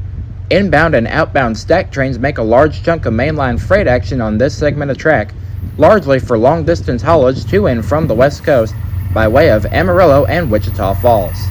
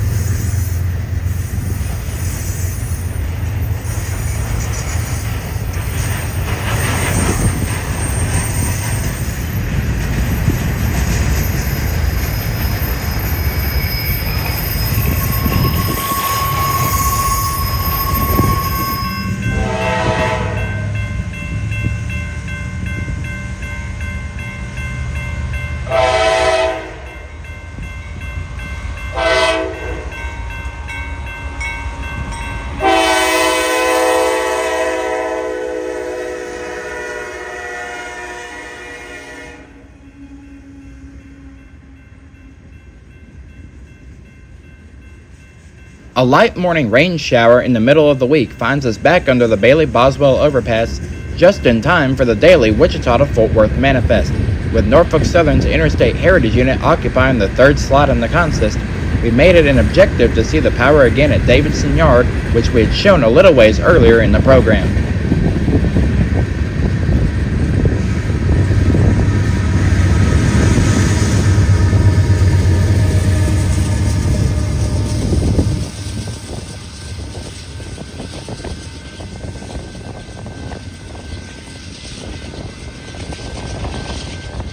Five minutes later, another downbound domestic stack train hauls for the Alliance Yard with a war bonnet occupying the number 2 slot. The headlights under this weather did a great job illuminating the raindrops around us under this light morning shower.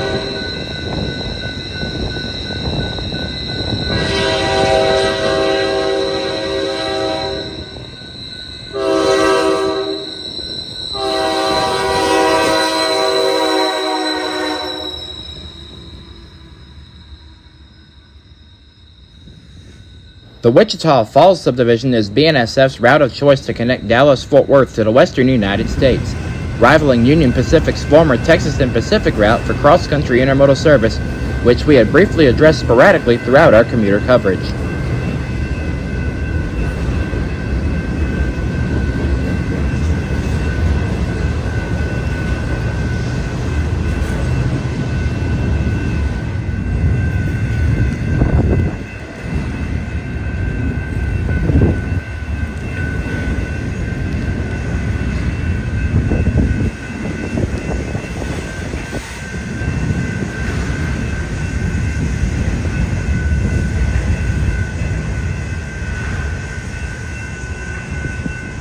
International and domestic intermodal commerce to and from the western United States make up the vast majority of BNSF rail traffic between Dallas, Fort Worth, and the Texas Panhandle. With 4 locomotives up front and 3 more shoving on the rear, this one carries 400 plus containers full of imported Asian consumer goods eastward.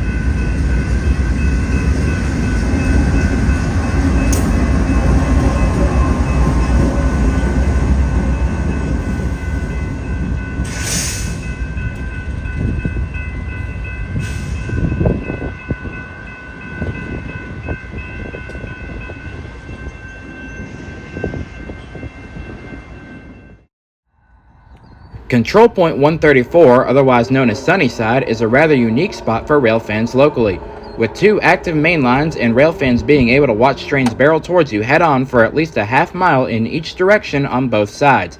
While Union Pacific runs primarily unit rock shuttles and 2 daily manifests, most of the action here is seen on the BNSF side, with primarily coal drags and intermodal hot shots. Hauling eastward under the first minutes of sunlight, this eastbound Z train snakes down into Saginaw just 10 miles away from the Alliance Yard.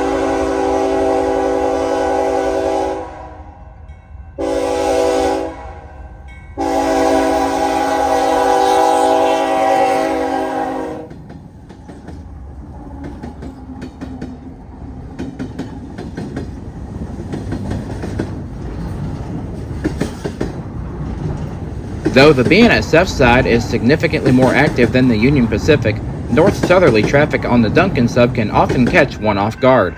To our surprise, the Wichita to Fort Worth manifest eases down past the Hicksfield crossing with Union Pacific 9771, the last remaining Chicago Northwestern Patch-9 at the time.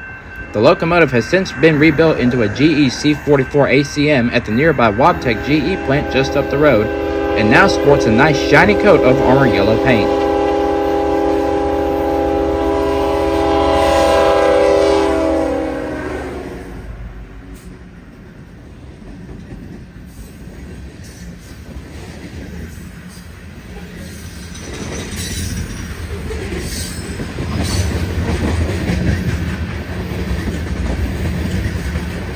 An eastbound Autorack train finishes the final 6 miles down to nearby Saginaw under a golden morning sunshine.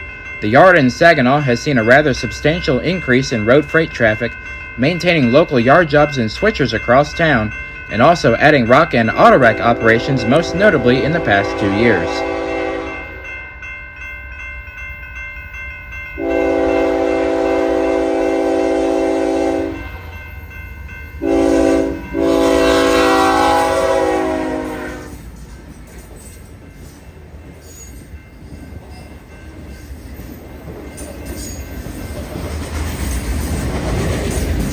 Thanks to the railroad engineering department stuffing their curves with super elevation, trains such as this intermodal hotshot are able to cut across rural and urban areas at higher rates of speed despite the lack of tangent track.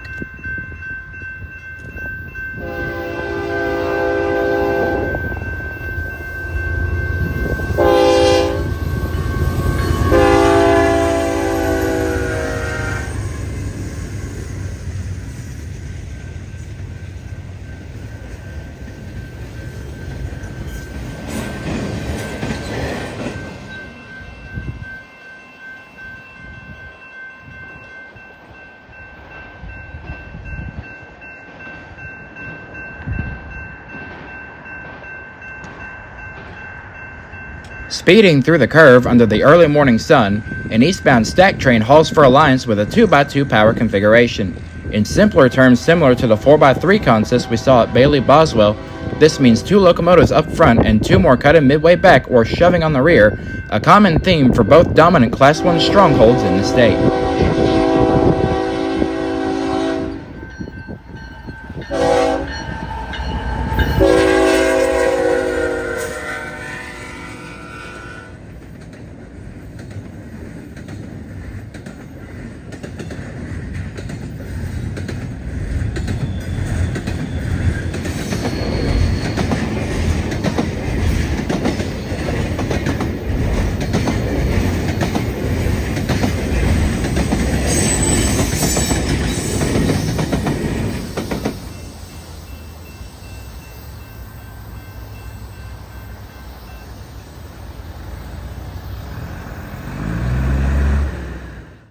An overcast Saturday evening before a light rain shower at Avondale brings us the CSX leader on an empty grain drag from the Mexico border back to Oklahoma to reload for another southbound run. Though loaded and empty coal drags make up most of the bulk unit trains on this line, unit grain shuttles are also not uncommon, typically with 2 to 3 various shuttles weekly.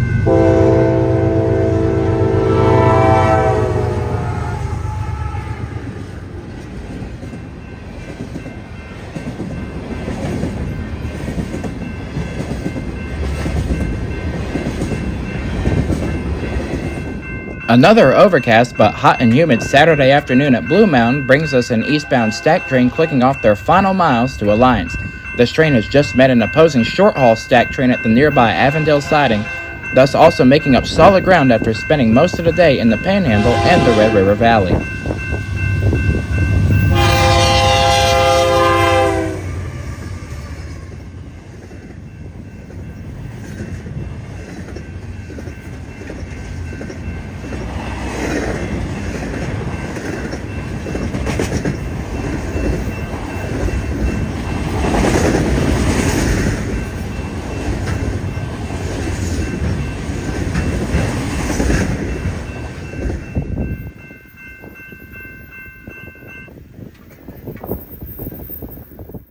The premier passenger train of the Fort Worth and Denver City was the Streamline Texas Zephyr Trains 1 and 2, which operated between Dallas and Denver from August 22, 1940 to September 11, 1967.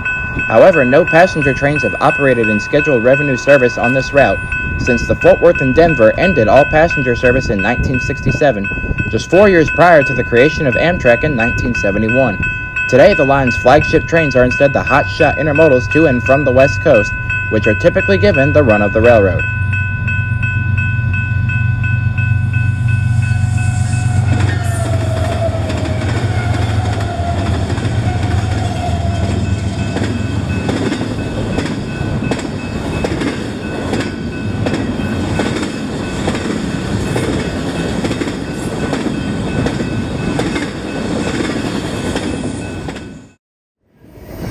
Alliance is one of BNSF's most important classification yards and intermodal hubs. Since the inception of Alliance in 1994, the yard has quadrupled in size over the course of 31 years. The facility loaded and unloaded just 500 containers and trailers per day in 1994, with the average total today having skyrocketed to roughly 2,700 containers and trailers, including a daily lift record of just under 4,000. Alliance is also one of just 2 facilities on the BNSF network to have handled 1 million or more lifts in a calendar year. Fresh out of the yard and undoubtedly destined for Northern California, the Alliance to Stockton hotshot gets underway on the very first leg of their long-haul venture.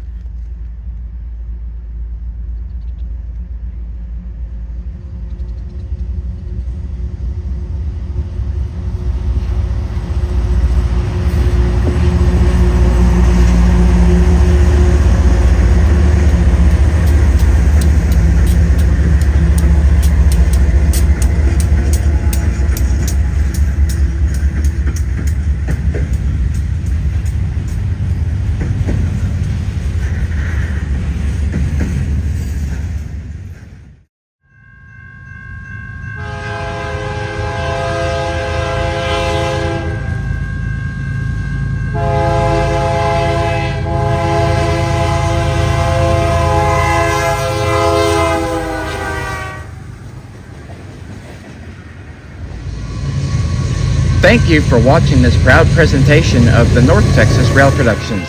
If you enjoyed this video, feel free to leave a like down below and subscribe to the channel, and also feel free to comment on what you would like for me to cover next.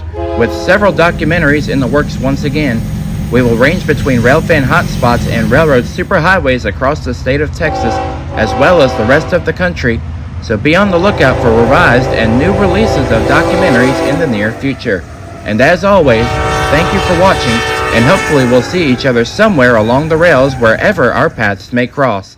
This video is copyrighted by Ryan Farkos of the North Texas Rail Productions 2025, all rights reserved.